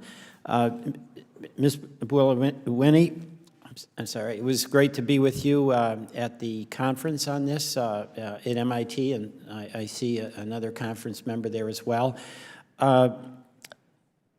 We've heard a lot of disturbing examples about mass data collection. I just want to, and I think your idea of a moratorium makes a lot of sense. In your view, as I understand, is that there ought to be affirmative consent. And how would that curb the effects of machine bias in the use of facial recognition? So I believe there should be affirmative consent, meaningful transparency, and continuous oversight. Affirmative consent needs to happen because oftentimes these technologies are being used without our knowledge. The example of HireVue came up because we have algorithmic bias in the wild stories where people will say, I didn't even know this technology was being used. Affirmative consent matters when you're thinking about a case like what's happening with the tenants in Brooklyn, where face recognition entry system is being installed against their will, but at least you have public defenders who are coming up against them. So regardless of the bias or how well the technology works, there should be a choice. But secondly, we need to know how well the technology works. And what my research has shown is that the standards from the National Institute for Standards and Technology aren't even reflective of the American people. So we have to start there to make sure that we even have a baseline for what's going on. And then there's continuous oversight, because regardless of the accuracy, regardless of if there's consent, these systems, as the fellow panelists have mentioned, can be abused in all kinds of ways. Thank you.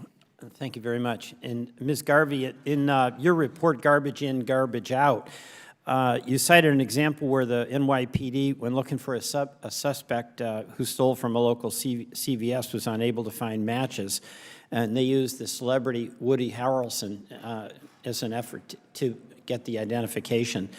How is this problematic use of facial recognition technology allowed to happen? Essentially because there are no rules now?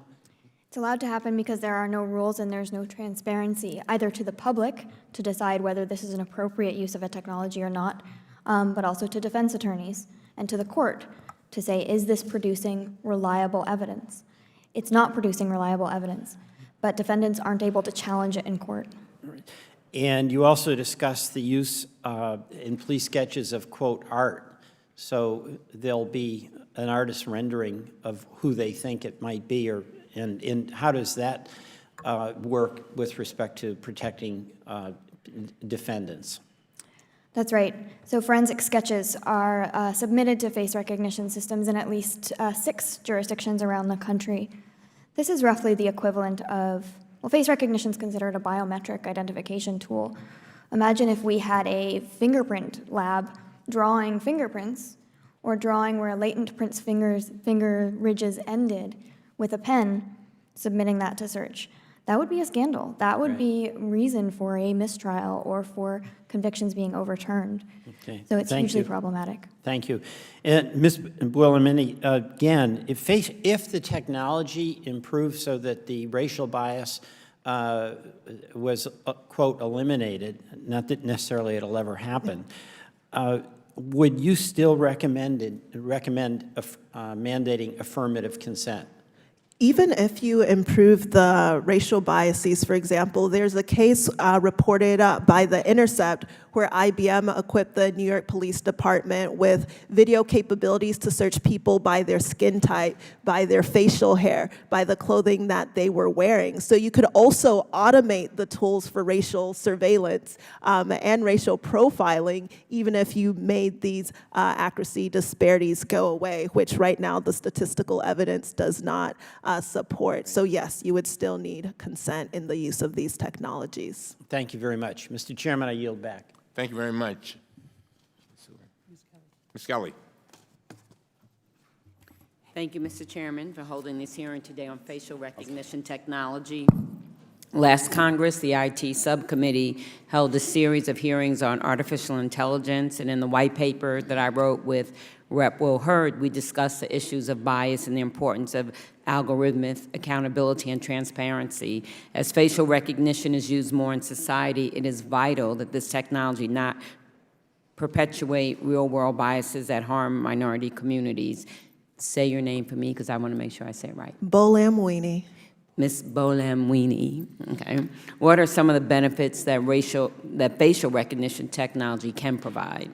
So one area that's been explored right now is the use of facial analysis technology in healthcare. Could we be able to maybe spot, let's say, something like a stroke or heart disease, other things that might be actually perceptive from the face. So that is the promise, and oftentimes what I see is the promise of this technology is not met by the reality. You have new research coming out from the University of Toronto that shows even for healthcare-based systems of facial analysis technology, you're starting to see biases. So you get a bias when it comes to accuracy when you're looking at age or if somebody has dementia versus not. So I am hopeful that research can continue to explore potential uses, but until we've shown that it actually meets the promise, it should not be used.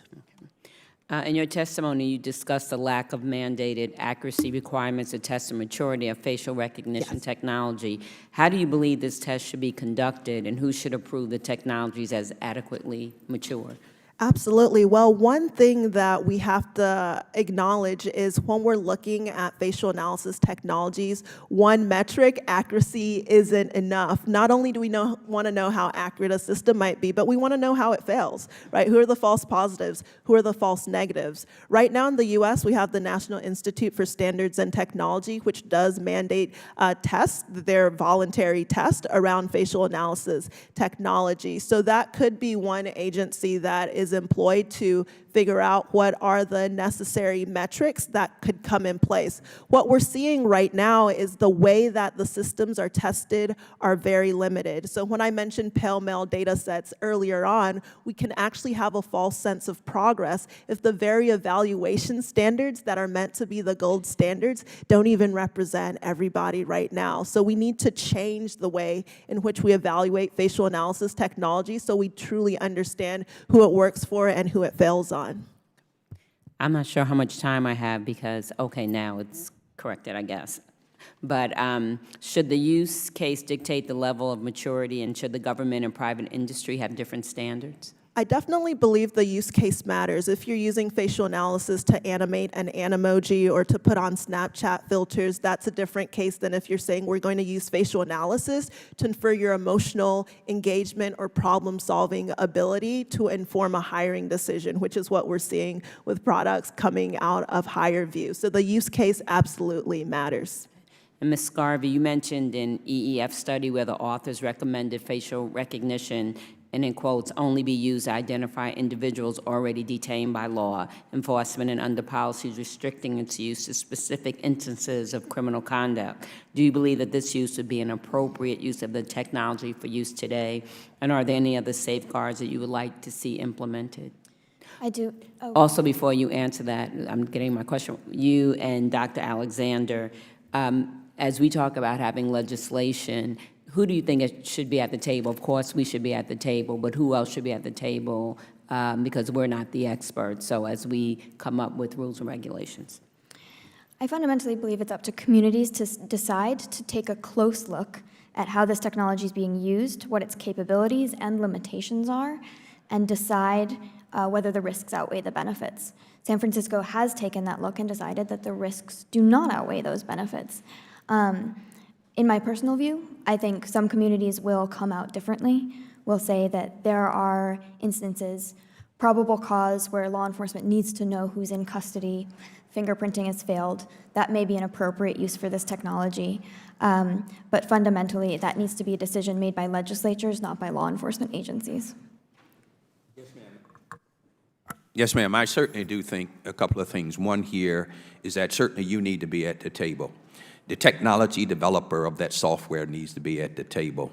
Public safety needs to be at that table. ACLU needs to be at that table, and other legal persons as well, too, so that if we're going to utilize this technology in public safety, in law enforcement, I think one thing needs to be made clear to these software manufacturers is that if you're going to develop this technology, it's going to have to meet a standard that you hear being articulated at this table by the scientists and those in the legal communities that are here.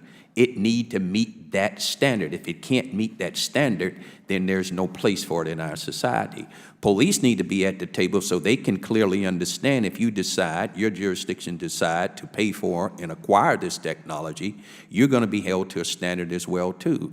Not just training, but the way in which you apply it, how it's applied, and you're going to be held responsible as a public safety agency to sharing in your local community how this technology was developed, why it was developed, and the use of it, and also where it may not be as effective as we think. Because this is a huge, very complicated, convoluted piece of technology that may have some benefits that you've just heard, but they also have a significant amount of challenges attached to them. And are there amount of hours that police departments or law enforcement are trained right now, or is it just hit or miss? I can't say that specifically, but my sense is it's kind of hit or miss, because we know that there are agencies out there right now, and I have the persons here at this table who can certainly attest to that this technology is introduced into those departments, and there's very little training, and certainly no policy development around it. And then when you ask those in those agencies, tell me about the technology and how it works, they can't do it, and that's a real problem. Thank you. I yield back. You know, before I go to Ms. Miller, it's a shame, Dr. Alexander, the whole thought of people being arrested and losing their jobs and everything based on errors. Right. And that's the problem. One of the things that I question, too, is John Lewis, Congressman Lewis and I, Yes, sir. are mistaken for each other. If I go out there right now, I guarantee you, there'll be at least 5 or 6 people that will call me John Lewis. And I've actually had them in my district, where I live, and they called him me. That's a problem. I mean, I'm glad it's John Lewis. That's a good name. Ms. Miller. Thank you, Chairman Cummings and Ranking Member Comer, and to all of you all for being here today. As technology continues to evolve and grow, the question of proper uses for facial recognition in our society is becoming increasingly important. Ms. Garvey, how far out are we in the United States from having facial recognition technology that is 100% accurate on photos of people in all demographics? I can't speak to where the technology's at, but I will say, based on how law enforcement agencies use the technology, it doesn't matter how good these algorithms get if low-quality images or the images of wrong people are submitted, which is what we're seeing at the law enforcement level. Are there any cities in the United States that are deploying real-time face surveillance? We see Chicago and Detroit have both acquired the technology. We do not know the level to which it has been deployed. In 2013, Chicago did report back to the DHS, the funder of their system, that the capabilities were up and running. They have since said they do not use the capability. We don't know about Detroit. A handful of other agencies across the country, Los Angeles, the West Virginia Intelligence Fusion Center, and others have either piloted or have looked to purchase this technology as well. Okay. Are there any federal agencies, to your knowledge, that utilize real-time face surveillance? The U.S. Secret Service is piloting a program around the White House complex as we speak. We do not know the degree to which the FBI has been piloting this. We do know they acquired or have been using Amazon Rekognition, which is the same surveillance capability that Orlando's been piloting in real time, but there's no transparency into how and when they're using that. All right, to you and Ms. Giuliani, can you discuss some of the wrongful arrest cases that have arisen as a result of the inaccuracy for the facial recognition? I think that one of the concerns is that we don't even have a handle on the full scope of cases. And that's because, number one, we're not seeing data about how often these algorithms are resulting in false matches. And number two, when defendants are being charged, they're not necessarily being provided notice or given all the information. So the question you ask is a very good one, but it's one that we don't actually have, I think, full data about. I would echo that. I speak to public defenders a lot. There have been close to 3,000 arrests in New York made, including the use of face recognition technology. Those 3,000 defendants were not told that face recognition was used. Maybe some of them were. A vast majority of them were not. Well, like Chairman Cummings, I've had many people tell me that they've seen my twin somewhere else, and I think we all resemble someone else, so it is kind of scary. Have there been, can you set a federal floor for minimum standards for the use of facial recognition technology, and what would those federal standards look like? Both of you. I think that when we're having this conversation, one of the questions we should be asking is there an alternative that's less invasive, right? We've talked about how face recognition is different and how it raises fundamental concerns with regards to our First Amendment rights, with regards to persistent and constant tracking. There are very real risks with this technology, and we should be asking, are there other alternatives that can serve the same needs, that are less invasive and less concerning? And I think that that would be helpful to have as we're having this debate to determine what the standards should be and whether there are uses, if any, that should be permitted. I would agree. And I think the constitutional risks that face recognition pose provide good guidance for a legislative floor, prohibitions on use that would violate the Fourth Amendment, that would risk chilling free speech, that would affect the 14th Amendment rights to due process and equal protection. That was my next question. So thank you. I yield back my time. Mr. Ocasio-Cortez. Thank you, Mr. Chair. Ms. Bulamwini, right now, Amazon can scan your face without your consent, all of our faces without our consent, and sell it to the government, all without our knowledge, correct? Yes. And, Mr. Chair, I'd like to seek unanimous consent on how Amazon actually met with ICE officials over facial recognition system that could identify immigrants. I'd like to submit this to the congressional record. Without objection. Thank you so much. Ms. Garvey, in fact, it's not just Amazon that's doing this, right? It's Facebook, it's Microsoft, it's a very large amount of tech corporations, correct? That's correct. And do you think it's fair to say that Americans are essentially being spied on and surveilled on a massive scale without their consent or knowledge? I would make a bit of a distinction between what Facebook and other companies are doing, but yielding to Ms. Bulamwini for more specifics on this.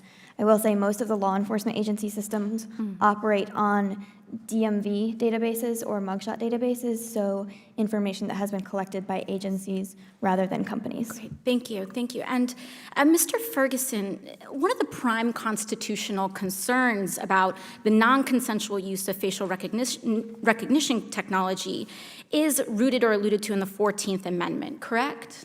It's correct. It's one of them. And right now, companies, governments, agencies can essentially steal or use your biometric data from you without your consent. And this is outrageous, right? Because this is America, and we have a right to privacy. Isn't that right, Ms. Koliani? That's absolutely right. And Ms. Koliani, what was the Supreme Court case that identified the right to privacy? It's been, I don't remember the original one, but I mean, there's been a series of cases where the court has essentially said, look, with modern technology, it shouldn't mean that we don't have Fourth Amendment rights. Yes, and what was there a landmark Supreme Court decision that established that we've seen recently? You know, we've seen the Carpenter case where the court said that it was unconstitutional to warrantlessly surveil individuals. We've seen cases where the court has also said that you can't search a cell phone without a warrant and into arrest. Most specifically, with relation to the 14th Amendment, it was Roe v. Wade that established the right to privacy. Is that correct? Roe v. Wade, the right to privacy was addressed there as well. Right. So, you know, we don't just have, because that right to privacy is alluded to, part of the case in our right to privacy is that this doesn't just give us a right to my uterus. It gives me a right to my hand and my shoulders, my heads, my knees, my toes, and my face. And so in some ways, part of the case, although it's not all of it, there's a great deal rooted in the 14th Amendment with search and seizure, but in our right to privacy, we also see here that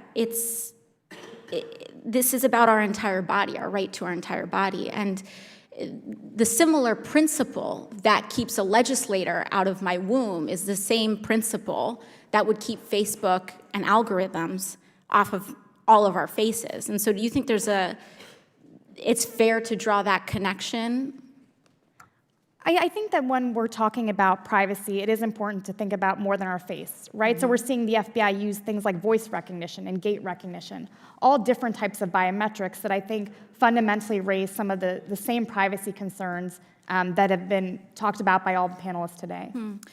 Thank you so much. And Ms. Bulamwini, I heard your opening statement, and we saw that these algorithms are effective to different degrees. So are they most effective on women? No. Are they most effective on people of color? Absolutely not. Are they most effective on people of different gender expressions? No, in fact, they exclude them. So what demographic is it mostly effective on? White men. And who are the primary engineers and designers of these algorithms? Definitely white men. So we have a technology that was created and designed by one demographic that is only mostly effective on that one demographic, and they're trying to sell it and impose it on the entirety of the country? So we have the Pale Mail data sets being used as something that's universal when that isn't actually the case when it comes to representing the full sepia of humanity. And do you think that this could exacerbate the already egregious inequalities in our criminal justice system? It already is. Thank you very much. I yield the rest of my time to the chair. How so?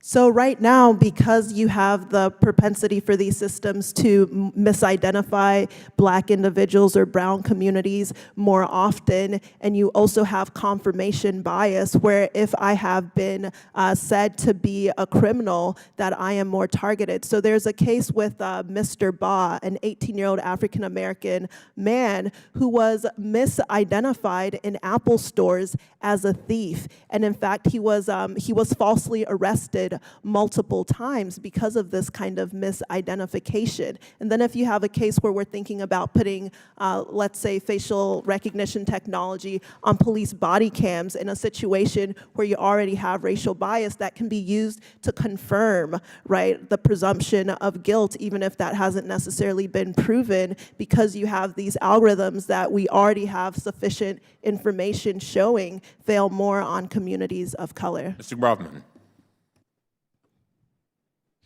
Oh, okay. I guess this is probably for Ms. Garvey, but it could be really for anybody. China makes a lot of use of this technology, correct? Yes. Could you let me know the degree to which it exists in China? And I believe they even kind of brag about selling this technology to other countries. We probably don't know the full degree to which it's used. We do see face surveillance capabilities where the government is attempting to enroll all faces of all citizens into their databases to be able to effectively identify where anybody is at a given time, in addition to classify people by the characteristics of their face to try to be able to identify who is a Uyghur Muslim minority. Okay, and I could tell Mr. Ferguson wanted to jump in there. Are they trying to sell this technology to other countries? Yes. And for what purpose? When they go into I'm not sure which other countries they're selling it to, but when they go into another country, what are the benefits that they describe this technology as being used for?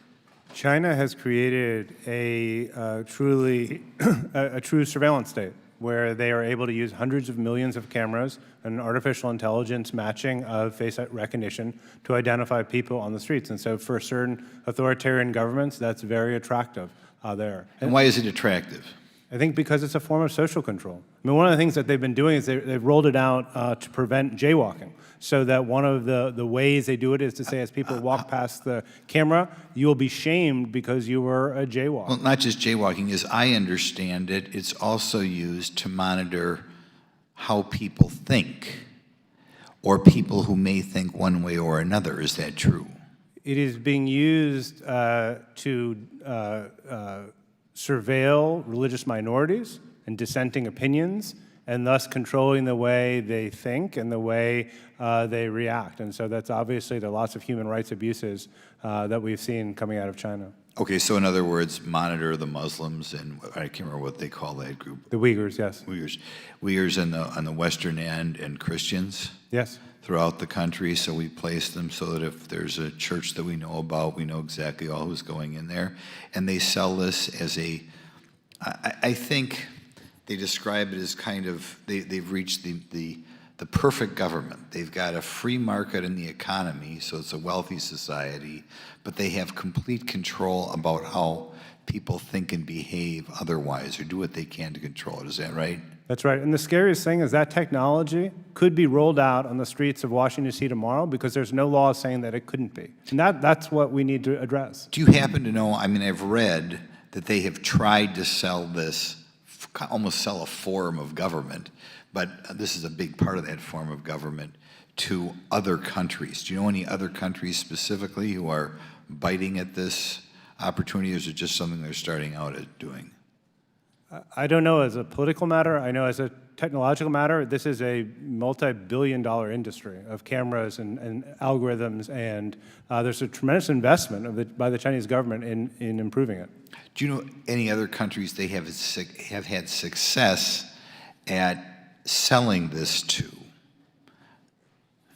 So there is an example where you have a Chinese company called CloudWalk that provided the government of Zimbabwe with surveillance technology, and this enables them to have access to darker-skinned individuals. So you're starting to also see the emergence of what's being called data colonialism.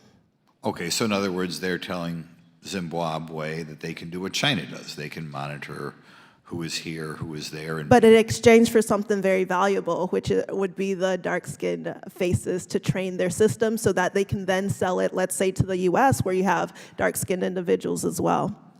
Well, as I understand it, though, the clear goal of a government using these, if, you know, as America becomes more intolerant, as we have microaggressions, as we, you know, begin to have politically incorrect gathering places, a gun show or something, is it something that we should fear that our government will use it to identify people who have ideas that are not politically correct? Law enforcement agencies themselves have expressed this concern. Back in 2011, when the technology was really getting moving, a face recognition working group, including the FBI, said, and they said exactly that face recognition could be used as a form of social control, causing people to alter their behavior in public, leading to self-censorship and inhibition. So this is something police departments themselves have recognized. Thank you for having a hearing on this topic, as it's very important. Ms. Presley, thank you. Thank you, Mr. Chairman. Last week, San Francisco became the first city to ban use of facial recognition technology, but a similar ban is being considered in my district, the Massachusetts 7th Congressional District, by Somerville, Massachusetts. And it's the first on the East Coast to propose such a ban. Facial recognition technology has been used by law enforcement in Massachusetts since 2006, but there are concerns about due process given that police and prosecutors do not notify defendants when the technology has been used in their cases. I do believe that federal agencies should not use this technology without legislative authorization, and these due process violations are a perfect example as to why. But companies have been pushing this technology on police departments, despite knowing that it works only 30% of the time. This puts many people, including women and people of color, and young people at grave risk of harm, and underscores the need for congressional oversight. Ms. Bolomwini, first I want to say I'm so proud that AJL is in the Massachusetts 7th. You're based in Cambridge, correct? We are. Oh, so I'm so glad that you call the Massachusetts 7th your home. And in your New York Times article from June of last year titled, "When the Robot Doesn't See Dark Skin," you describe how and why these inaccuracies exist. You refer to the, and I quote, coded, unquote, gaze. Can you describe this phenomenon for the record? Sure. So you might have heard of the white gaze, or you might have heard of, let's say, the male gaze, and these descriptions are descriptions of power.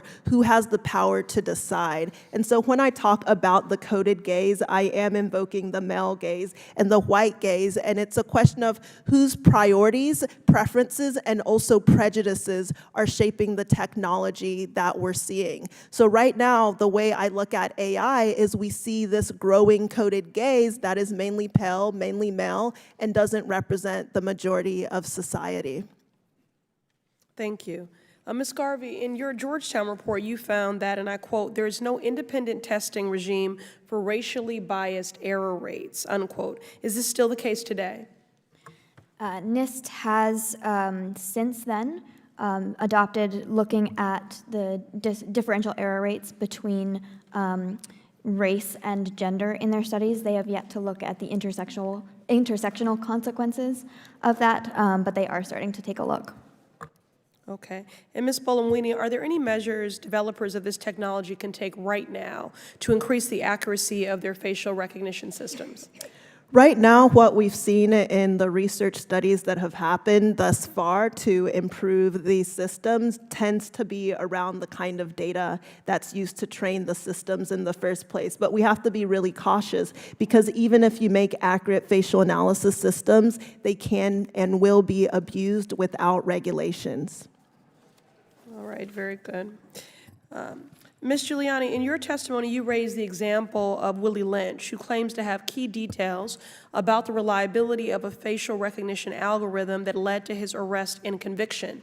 In his case, it was a low-confidence match of a poor-quality photo.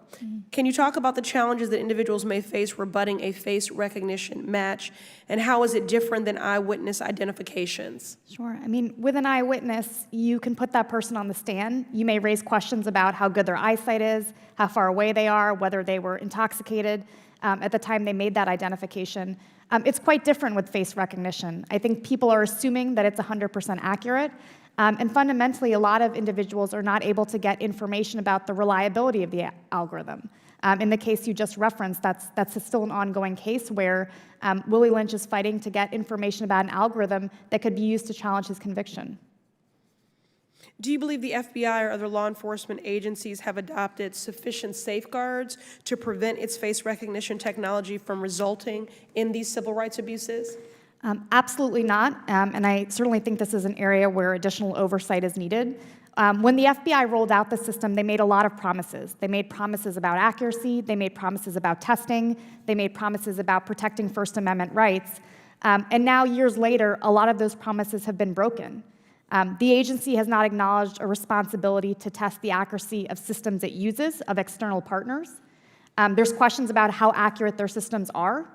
And it doesn't appear that they have a high standard in place for when they're running face recognition searches. And I think all of those things are cause for concern and should really cause us to question whether the system should still be operating given the lack of safeguards. Thank you. I yield back. Thank you very much. Mr. Amash. Yeah, thank you, Mr. Chairman. The Supreme Court recognized recently that a person does not surrender all Fourth Amendment protection by venturing into the public sphere.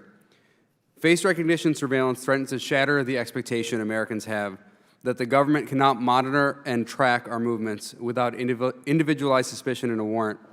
It's difficult to comprehend the impact such surveillance would have on our lives. With face recognition technology deployed throughout a city, anyone with access to the data could track an individual's associations and public activities, including religious, political, medical, or recreational activities.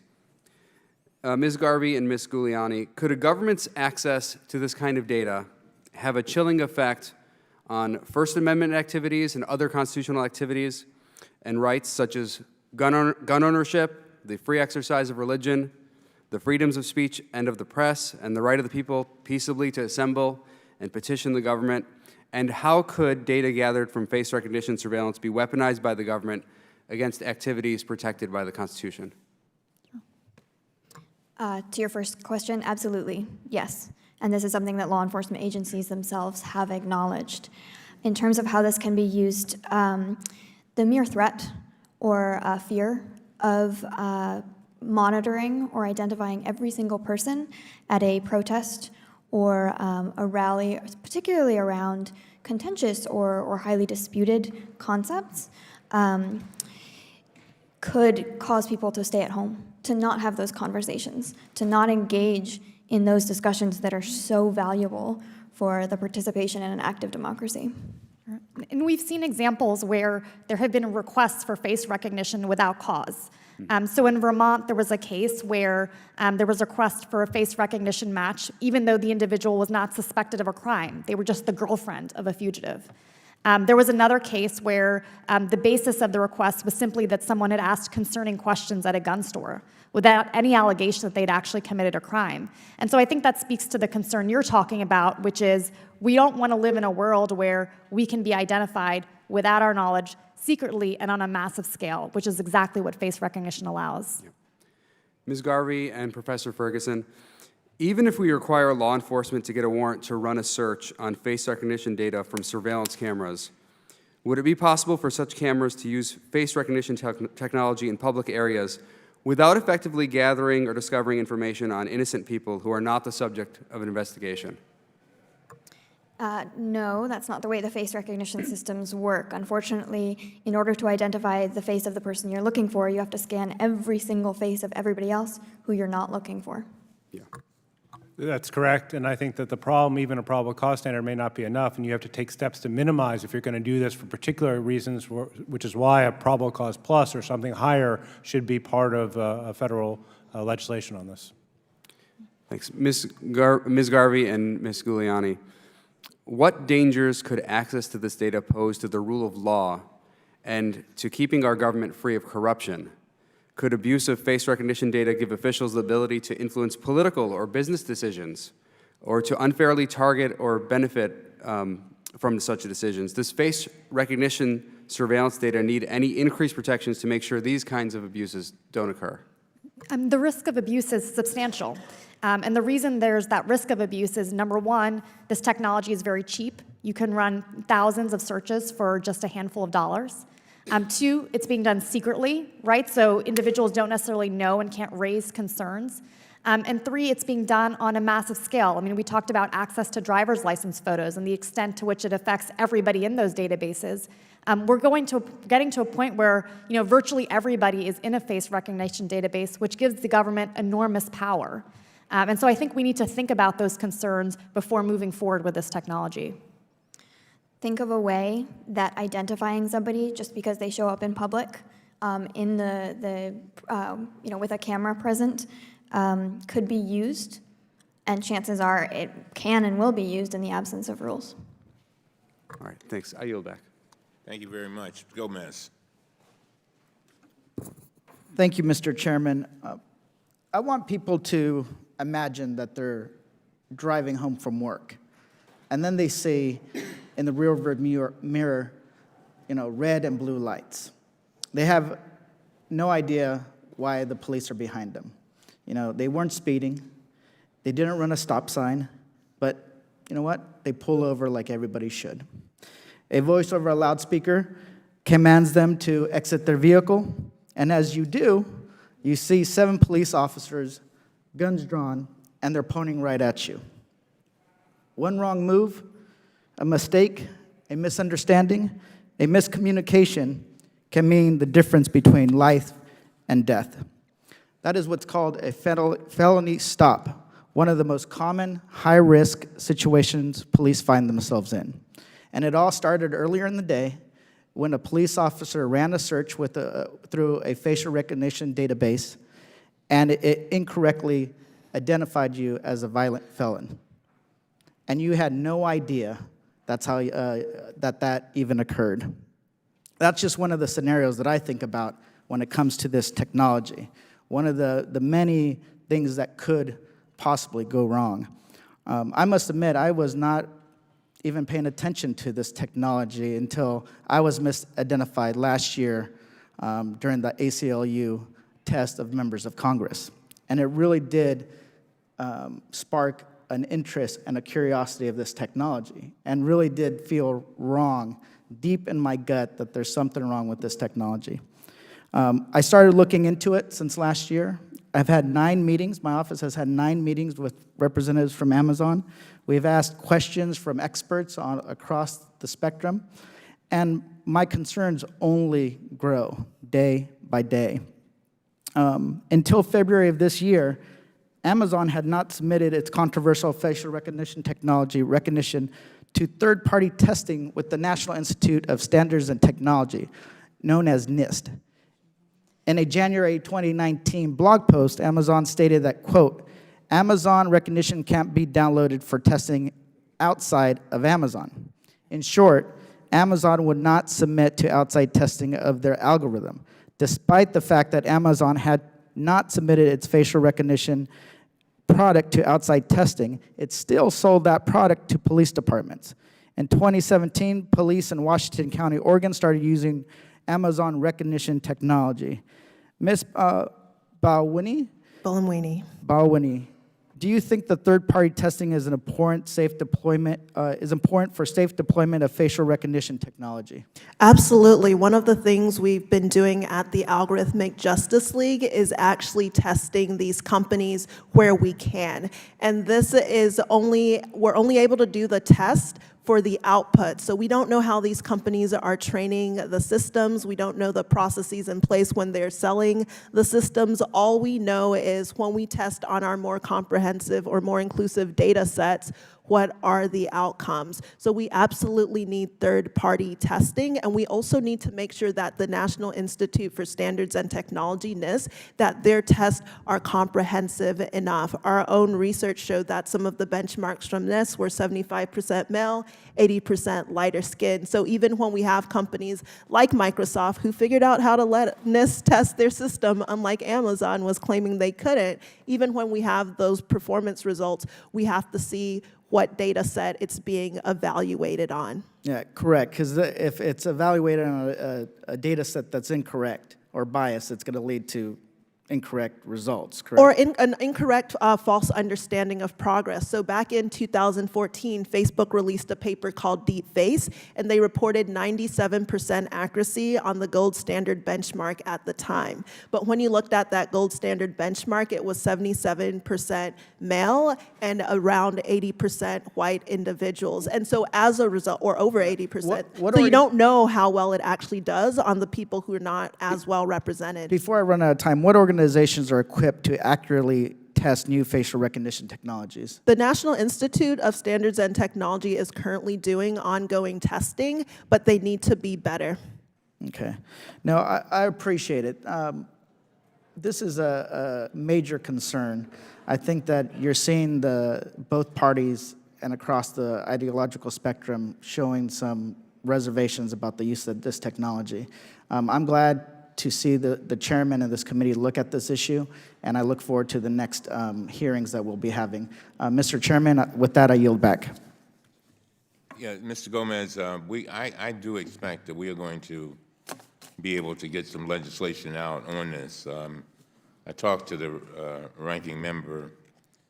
There is a lot of agreement. The question is, do you have an all-out moratorium? And at the same time, try to see how this process can be perfected. But clearly, you're absolutely right. There's a lot of agreement here. Thank God. Ms. Tlaib. Thank you, Chairman.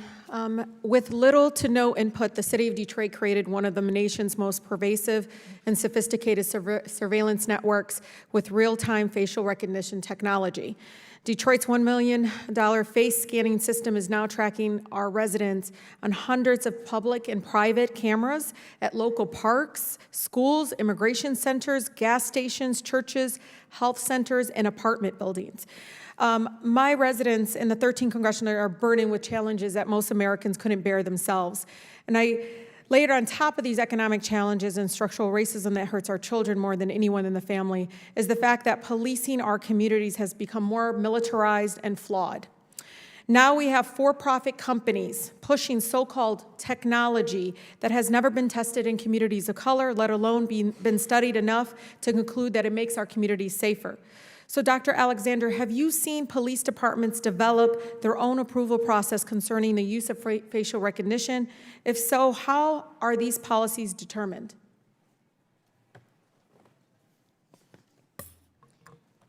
It seems like Dr. Alexander stepped out, but I could take a stab at answering that question if Thank that would you. help. Yes. So my research includes FOIAs to a couple hundred agencies. We have seen some agencies develop policies. Detroit does have a policy around their use of face recognition. Concerningly, however, that policy states that their face surveillance system may be expanded beyond its current conception to drones and body cams as well. So it's not uncommon to see policies saying there might be some restrictions on its use, but also affirmatively encouraging the use of the technology or reserving the right to expand it far beyond existing current capabilities. Ms. Garvey, right? Do you know if these policies include any initial justification on the need for the facial recognition technology program? And second, in that policy for Detroit, does it prevent them from sharing this data or information with any federal or state agencies? Most policies that I have read do not provide an initial justification beyond that it is a law enforcement and investigative tool. I would have to get back to you on the question about what Detroit's policy specifically says. I do not recall any language either prohibiting or allowing that, but I'd have to get back to you. Are we seeing any uniformity in these policies across law enforcement agencies at all? No. How have any of these policies proven to be effective? I think we all agree that there's too many flaws for it to be effective, correct? Correct, and one of the problems is most of these policies are not available to the public. We have seen far more policies now, thanks to FOIA processes and FOIA litigation, to try to get information. But the LAPD, the NYPD, and other jurisdictions initially tell us they have no records, even though they may have records or they may have systems. So there's a fundamental lack of transparency around this as well. Yeah, for Chairman, if I may submit for the record an article, Researchers Alarmed by Detroit's Pervasive Examining Facial Recognition Surveillance Program, talking about the little to no input and transparency in the implementation of that program. Without objection, so ordered. In the response to this lack of kind of oversight, we've heard various organizations advocate for independent police oversight, board or judicial approval for the use of facial recognition technology on a case-by-case basis, which would require a probable cause standard. Professor Ferguson, can you speak about the benefits of this approval process? There would be some approval, some check if there was at least a probable cause standard. I think that with the danger of facial recognition, it might even need to be higher than just probable cause, more of a probable cause plus kind of idea that you would also take care of the minimization requirements. You would be certain of the data and what would happen to it. But at least it is some check. Right now, this technology is being deployed without that check in most cases, and having federal legislation, state legislation, and local legislation on it, and a third-party check of a judge would certainly be an improvement. And you know, I get this a lot. There are some that argue that probable cause plus warrant would be too burdensome for law enforcement officials and would not allow them to move quickly when attempting to catch a potential criminal. Do you agree with this assertion? No, I don't think it's that hard. If you have probable cause of a crime, you know you have an identification and you want to search a database, I think a judge will sign off on it. Judges now can get warrants electronically on their iPads. I don't think it's that much of a burden anymore. I couldn't agree more. A person's freedom is at stake. So thank you so much. Thank you, Mr. Chairman. I yield the rest of my time. Thank you very much. Mr. Lynch. Thank you, Mr. Chairman. And let me congratulate you on a very, just an excellent hearing. And I want to thank the witnesses. You've done a tremendous service, I think, to this committee, and I'm sure that your thoughts and inputs will be reflected in some of the legislation that comes out of here. For the record, I'd like to ask unanimous consent to submit Massachusetts Senate Resolution 1385 and Massachusetts House Resolution 1538. This is the legislation that would put a moratorium on facial recognition in my state of Massachusetts. Without objection. Thank you. And I don't usually do this, but I read this excellent book about a month ago. It's by Shoshana Zuboff over at Harvard, Surveillance Capitalism, and it really changed the way I look at all of this. I'm actually the chairman of the FinTech Task Force here in Congress on the Financial Services Committee, and she did a wonderful job with the book. And I believe that after reading this, that our focus today just on facial recognition and just on law enforcement's use of this information and just, public surveillance is far too narrow. Right now in this country we have about 257 million smartphones.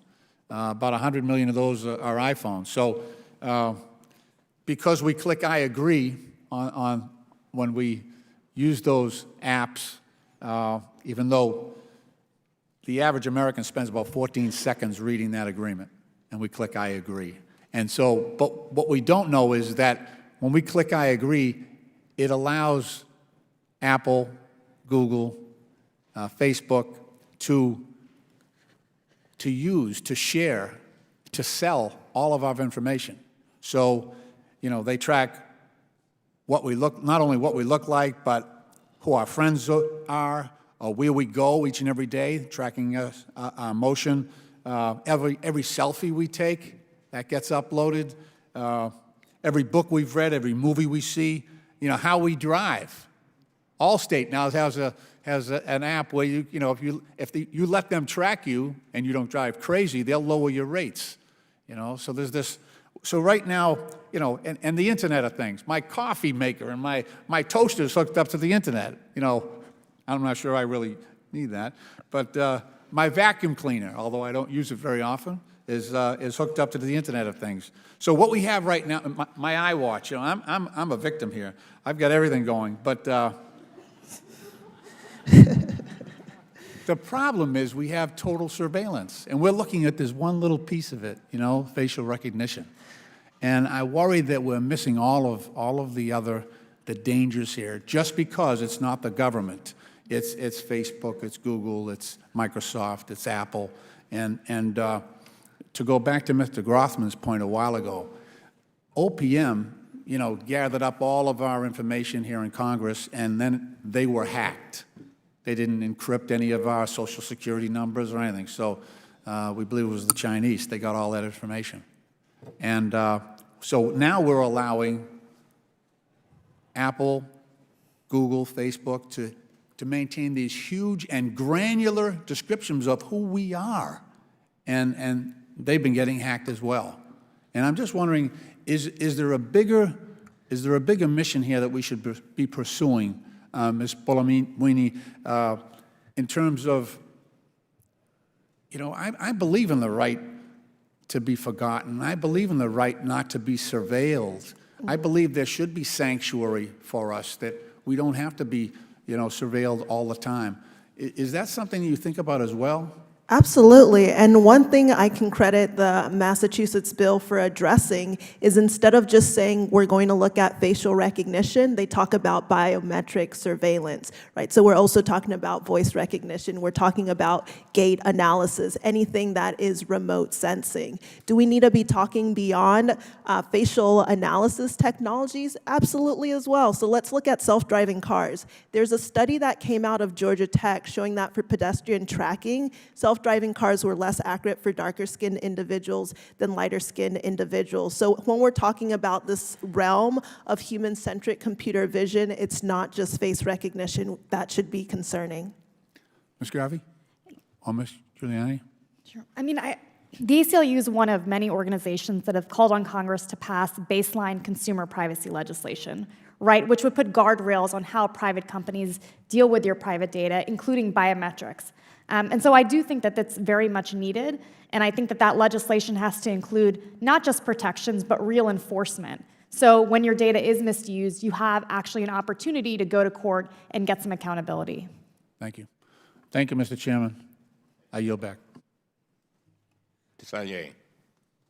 Yeah, Mr. Chairman, I want to thank you as well, and I want to thank the panel. This has been terrific.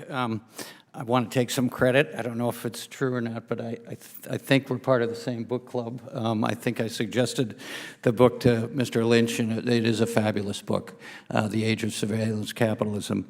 And since, like Mr. Gomez, I was one of the 3 people who they say you showed that I was misidentified. I was hoping I'd be misidentified as George Clooney, but, just my perception of myself. So I want to talk about this as a representative. Yeah, That was Connolly, right? The Nile is not a river in Egypt. As a representative from the Bay Area, and I've watched these tech companies transform, and I can include Amazon as part of this culture, and I've listened to them talk about disruption. As if I had questions as an elected official, as a local or state or federal one, I was inhibiting innovation. And from my perspective, and having met with CEOs who, one of them once told me when he was asking for my help on something, that he didn't want to deal with people like me. And I laughed, because what he was expressing was that people from the government were slow, didn't understand how this culture was transforming the world. And I really think they believe that. They bought into it. It's not about the billions of dollars they make. And my argument, including with Amazon yesterday, would be nice if you tried to work with us to deal with the societal impacts, because you're going to have to deal with them one way or the other. But the problem now is, when I was listening to my colleague talk about the Supreme Court cases, I think of Louis Brandeis writing his paper on privacy and convincing other justices like Oliver Wendell Holmes that they were wrong about it, was that he said Americans had the right to be left alone. How can we say that any longer? None of us are left alone. We have news reports. There's a story on Forbes from this month about Echo and Alexa listening to children. So I really think, Mr. Chairman, and I'm so encouraged by what I've heard in a bipartisan way today, that we need to stop, that it's gone down too far. We're not starting at a metric where we're just beginning the deployment of this. It's already been deployed. And to Mr. Lynch's comments, it's being deployed not just for facial recognition, but for everything we do. And there are benefits for that. And we can see that. But we need a timeout societally, as Europe has led us on, to say no. And the example in San Francisco is interesting, knowing people in local government in San Francisco. When scooters were trying to get permits, it was great what San Francisco did is, you know, the hub of innovation, disruption, sort of. The two companies who actually came and asked permission were the ones who got permission. The ones who didn't were horrified when they were told, no, we're not going to give you permits to use these if you just come in the first place. And I think we have a responsibility in government to be more responsive, but they're not even coming halfway. So to me, this is a moment for us in a bipartisan way to say, stop. There are benefits to the species and this planet, but you need societal input to this. And we've already lost our right to be left alone. They have de facto taken that away from us.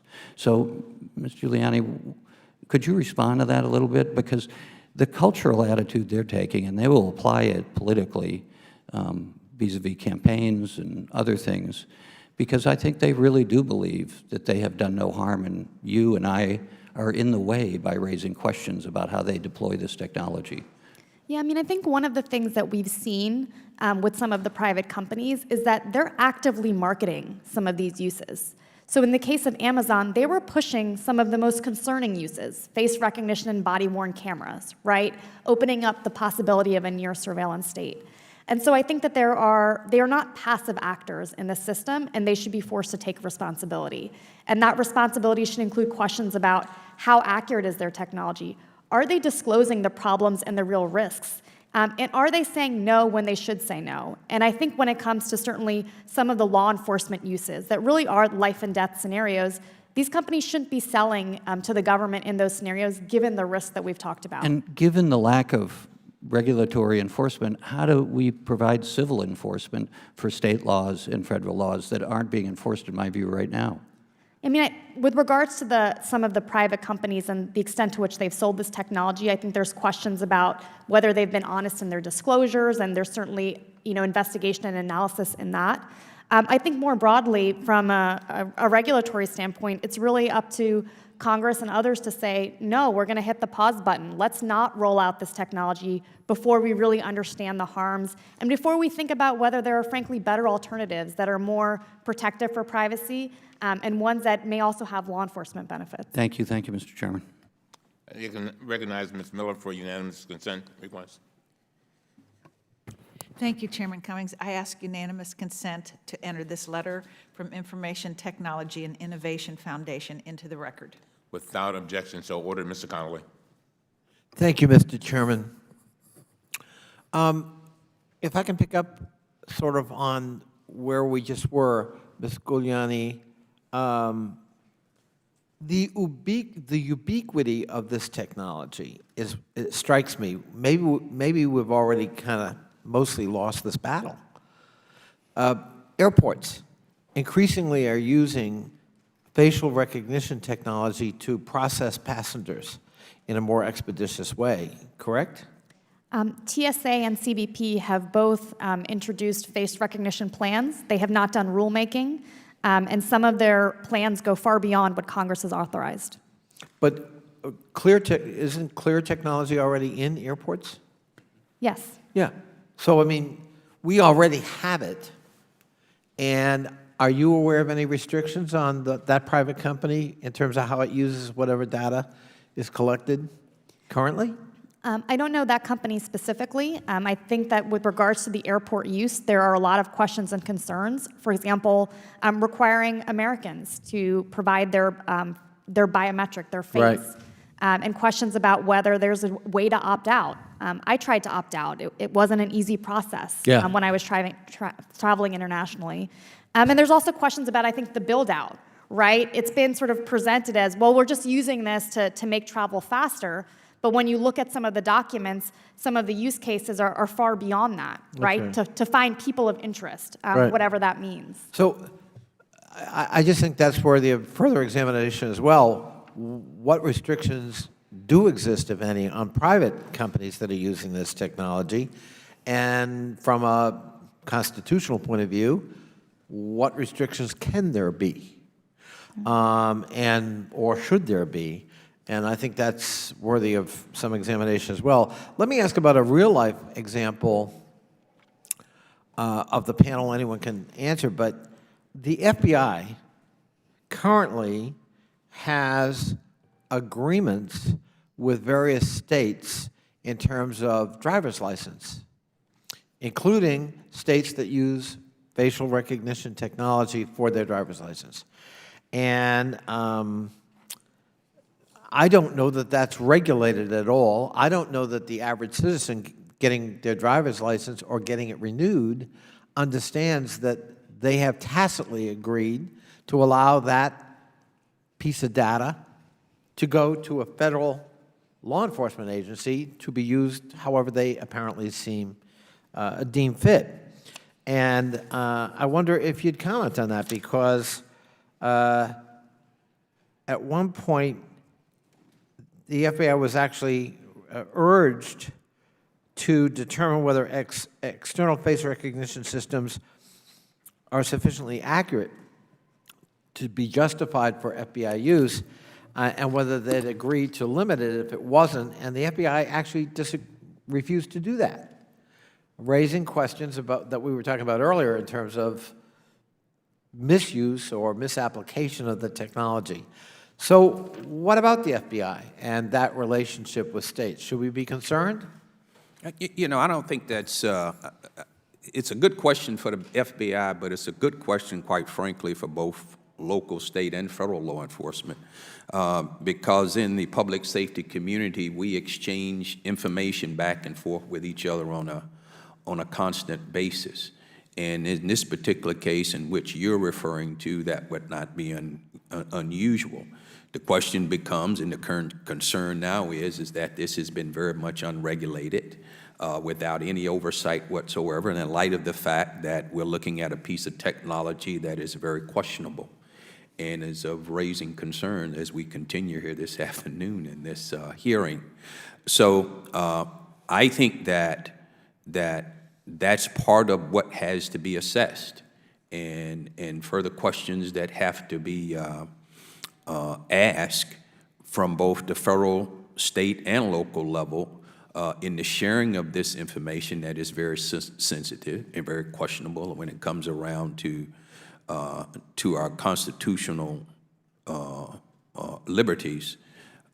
That does raise a great deal of concern, and that's part of the complexity in this, because for me to be effective as a chief of police at a local level, a lot of times I'm dependent upon my state and federal partners, and vice versa, because we have seen benefit in that, not so much around the facial recognition technology, but just as a whole of being able to share and communicate with each other around those types of things.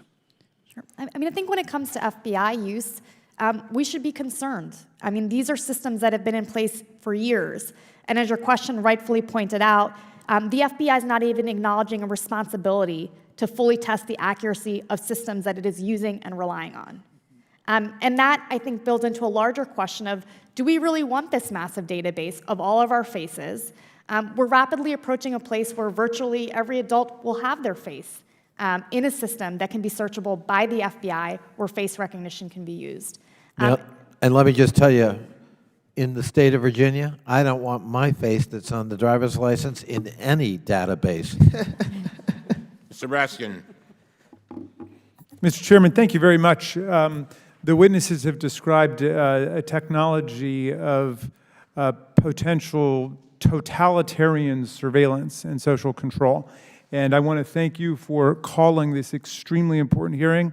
As chair of the Civil Rights and Civil Liberties Subcommittee with my vice chair, Congresswoman Ocasio-Cortez, we will absolutely work with you to follow up on this to make sure that we're looking at all the dimensions of our privacy that are threatened by this and similar technologies. I want to thank all of the wonderful witnesses for their testimony. I want to start with you, Professor Ferguson, because back in the day we wrote a book together.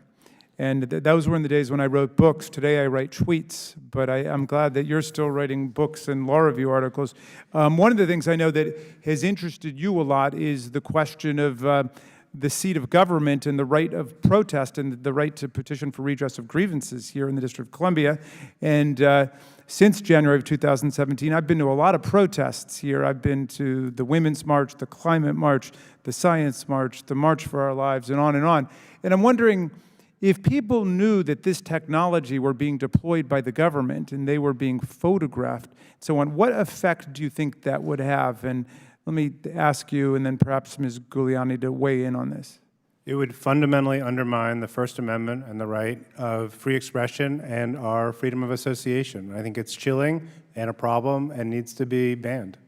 Ms. Giuliani, do you agree with that? Yeah, I couldn't agree more. The last thing we want before someone goes to a protest and exercises their constitutional right is for them to think, am I going to have my face scanned? China seems to me to be the dystopian path that needs not be taken at this point by our society. It's been leveraging real-time facial recognition technology to implement its social credit score system, which assesses each citizen's economic and social reputation and then pins it at a particular number. Here's the New York Times. Beijing is embracing technologies like face recognition and artificial intelligence to identify and track 1.4 billion people. It wants to assemble a vast and unprecedented national surveillance system with crucial help from its thriving technology industry. Ms. Garvey, let me come to you. We are now seeing that most companies that develop facial recognition systems offer also real-time software. Do we know how many of these are selling their technology to government actors in the United States? That's right. Most, if not all, companies that market face recognition to law enforcement in the U.S. also advertise the ability to do face surveillance. We have no idea how widespread this is, thanks to a fundamental absence of transparency. We have limited visibility into what Chicago's doing, what Detroit's doing, Orlando, the Secret Service here in Washington, D.C., and in New York, thanks to FOIA records and investigative journalists' work. But for a vast majority of jurisdictions, we have no idea. So you cannot estimate how many communities are actually deploying this technology right now? No. What's the minimum, you think? So we can estimate conservatively that face recognition, generally both used as an investigative tool and potentially as a surveillance tool, is accessible to at very least a quarter of all law enforcement agencies across the U.S. That's a conservative estimate because it's based on 300 or so records requests, where there are 18,000 law enforcement agencies across the country. Great. Ms. Bolamwini, you make some very powerful arguments in your call for a moratorium on the use of this technology. What objections would you anticipate from people who say that there are legitimate law enforcement uses that are actually helping to solve cases and identify suspects and so on? Well, that is the objection, that there is this hypothetical good use case, but we actually have to look at the reality. So the example I gave earlier is in the United Kingdom, where they have reported performance metrics. You're getting false positive match rates over 90%. So the promise for what it could do for security versus the reality doesn't match up. And that's dangerous. That's positively dangerous. I mean, Absolutely. One, because you're violating somebody's civil liberties in the most fundamental way, and two, you're leaving the real criminal suspect or the real criminal out there at large because you've chosen the wrong person. True, but I also wanted to touch on your point with 1.4 billion people being surveyed in China. More than China, Facebook has 2.6 billion people, and as Representative Lynch spoke to, it's not just state surveillance we have to think about corporate surveillance. So Facebook has a patent where they say, because we have all of these face prints collected often without consent, we can now give you an option as a retailer to identify somebody who walks into the store. And in their patent, they say we can also give that face a trustworthiness score. And based on that trustworthiness score, we might determine if you have access or not to a valuable good. So Facebook is selling this now? This is a patent that they filed, as in something that they could potentially do with the capabilities they have. So as we're talking about state surveillance, we absolutely have to be thinking about corporate surveillance as well, and surveillance capitalism. And they would say that all of that is built into whatever contract or licensing agreement people spend 10 seconds signing off on when they set up a Facebook account. Is that right? You would not have true consent. Yeah. Yeah. Mr. Chairman, finally, something interesting of affinity to today's deliberations just took place, which is a number of us, I think you were with me and other members of the Maryland delegation, we signed a letter expressing concern about the Chinese government owned and controlled businesses getting contracts to run subway systems in America, including in the nation's capital here. And there have been a lot of both civil liberties and national security concerns raised by it. And I want to introduce a front page article from today's Washington Post. Despite national security concerns, GOP leader McCarthy blocked bipartisan bid to limit China's role in U.S. transit system. Without objection, so Yield back. Thank you. I have not asked my questions. I'm going to ask them now. I know it's getting late, but I'll be brief. First of all, I want to thank all of you for an excellent presentation. I think you all really laid out the problem. I always tell my staff, tell me what, so what, and now what. And Professor Ferguson, I want to thank you. The ACLU released documents revealing that the Baltimore County Police Department, which of course is part of my district, partnered with the private company Geophilia to identify individuals protesting the shooting of Freddie Gray in May 2015. The company stated, and I quote, "Police officers were even able to run social media photos through facial recognition technology to discover rioters with outstanding warrants and arrest them directly from the crowd," end of quote. To be clear, police officers may have used facial recognition technology on citizens' personal photos from social media to identify and arrest them while they were exercising their First Amendment right to assemble. As someone who was in the crowd, I find this discovery to be very disturbing. Professor Ferguson, the Constitution endows us with, quote, the right of people to peacefully assemble. So, to all of you, how would widespread police use of facial recognition technology at protests affect citizens' right to peaceably assemble? It is fundamentally American to protest, and it's fundamentally un-American to chill that kind of protest. What you talk about in Baltimore is a great example of both the problems of public surveillance and then using third-party image aggregators like Facebook and other social media groups to do that kind of private surveillance. Both will chill future protests. It will chill the desire of American citizens to say that their government may have acted inappropriately, and it's a real problem which deserves congressional regulation. Anybody else? Yes, sir. And this is what I've been saying from the onset.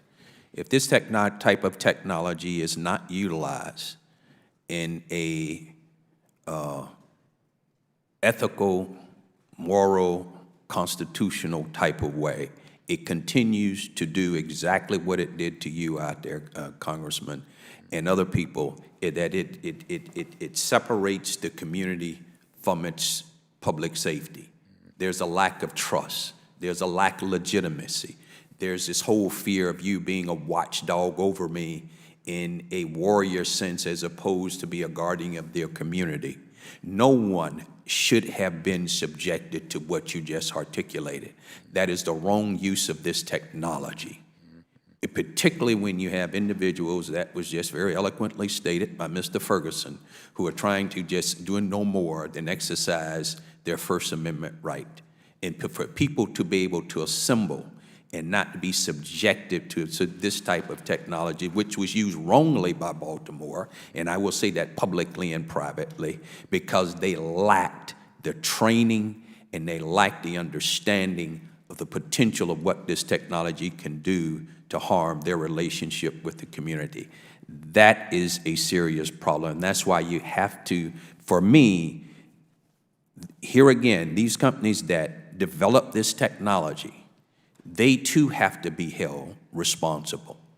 And those police departments that acquired that technology from these companies have to be held accountable as well too. But after listening myself to much of the testimony that has been stated here today, I really came in here in hopes of being able to say for public safety, for law enforcement itself, there is good use of this technology.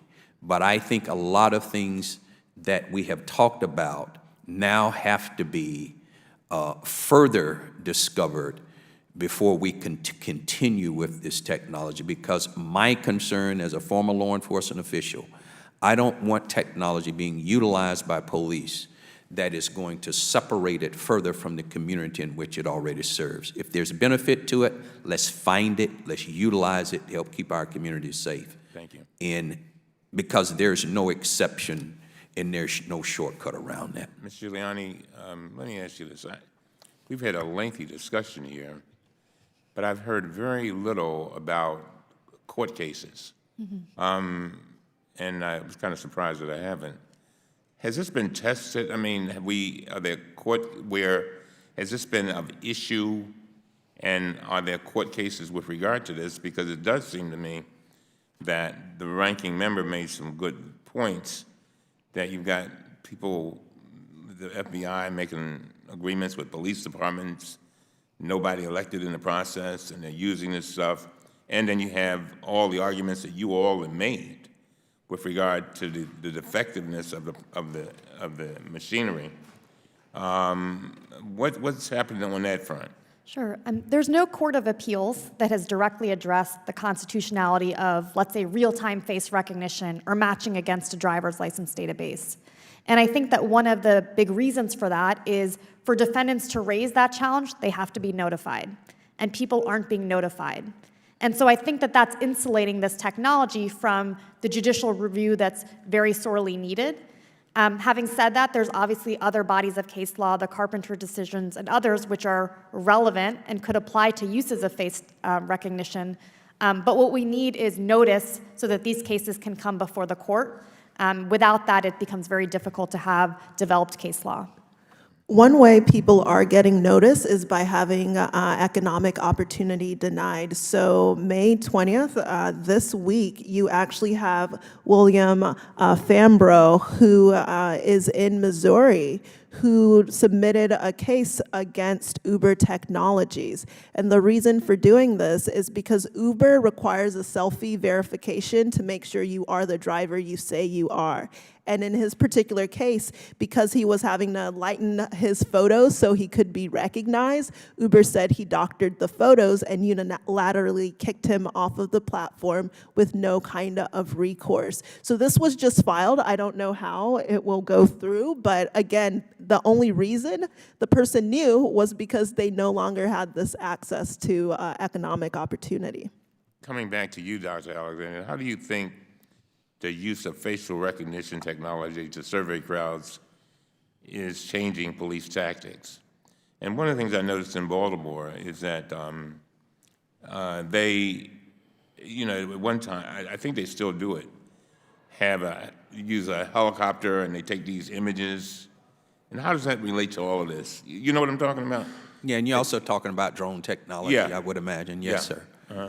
Well, you know, a lot of this is still in many ways, it's very early stages, but I still think it goes back to the entire privacy issues. But one of the biggest things I find, Chairman, from my experience, is that when new technology is developed, and we take that technology and we introduce it into our communities across the country, we never tell our communities what it is, why it's being utilized, and how it helps benefit public safety.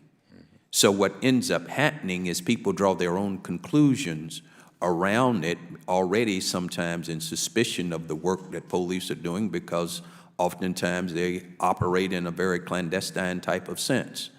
But I think it's important as this technology continues to emerge, whether we're using air support with infrared cameras, or whether we're using drone technology, or whatever the case may be, as we continue to evolve in our technology, when that technology comes to my front door as a law enforcement official, I want to know all about it. I want to ask all the right questions. I want to have the type of people that are at the table right here with us today to ask the appropriate questions. So if we're going to advance this technology and be able to educate my community in terms of what it means and what's the benefit of it and what's the challenges that are associated with it, it makes that type of technology much better for people to digest and be able to understand. And as we run across problems that evolve as a result of it, we're able to work with our communities to help resolve those, even if we have to enact new legislation around it. About an hour ago, you said that you were not anxious to see a moratorium, and it sounds like you may have changed that a little bit. Well, I mean, I'm not, because, you know, one thing I support, Chairman, I support technology, but I support good technology, and I support technology that has rules with it, and it has oversight with it, and there's policies written around it. I certainly would rather not see a moratorium.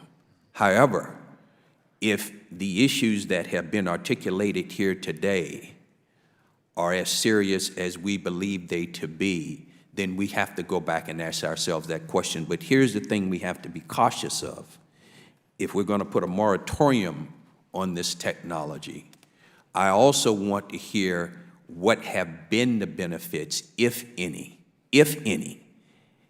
What have been the benefits, and how do we utilize some of those benefits in some type of constructive way until we work out the bigger problems around the issues that we've discussed here today. I just don't want to throw the baby out with the bathwater if there's some way in which this technology, which I'm going to make a reasonable assumption, and based on my own experience, in some ways it has been useful. But if it's going to continue to harm the American people, then it's certainly something in which we need to consider putting some pause to, if you will, and being able to continue to investigate. But what's the good part of this technology? If possible, we still can utilize as we go through this process of learning more and putting legislation around it. Juliana, you had something to say? Yeah, I mean, I think that we have to resolve some of the fundamental questions and problems. How are we going to prevent this technology from having a disparate impact, either because of accuracy or because of existing biases in the criminal justice system? How are we going to prevent the buildup of a surveillance state, right, where there's a camera on every street corner and people don't feel like they can walk around anonymously? How are we going to safeguard our First Amendment liberties and make sure that no one says to themselves, I can't go to this protest because I'm afraid my face is going to be scanned? And so I think we can't move forward with this technology until we can answer and resolve those fundamental questions. Ms. Cortez, did you have anything? Anybody else? Yeah, I mean, first of all, Mr. Chairman, I want to thank you again for holding this hearing. It's so critical that part of our operation here as government and part of, as Mr. Desalegn expressed, is making government responsive and making sure that we're ahead of the curve so we are not consistently operating out of a reactive space, but out of a proactive space. Because there are forces out there, whether it's a corporation trying to make and squeeze $1 out of every bit of information about your life, or whether it's foreign governments trying to hack these databases for that information as well. There are folks out there that know the kind of world they want to create that advances their interests. And I think that it's extraordinarily encouraging that this is a strong bipartisan issue, whether we are concerned about this for a civil liberty reason, whether we are concerned about this for criminal justice reform reasons, about right to privacy. This is about who we are as America and the America that is going to be established as technology plays an increasingly large role in our societal infrastructure. And we have to make sure how American values and our Bill of Rights and our constitutional protections get translated to the internet and in the digital age. So I want to thank all of our witnesses for coming here. I want to thank the chairman for your foresight in holding this hearing.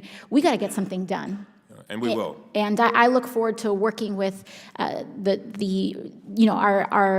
colleagues on the other side of the aisle and many of the caucuses that have aligned around these basic principles. Mr. Gomez.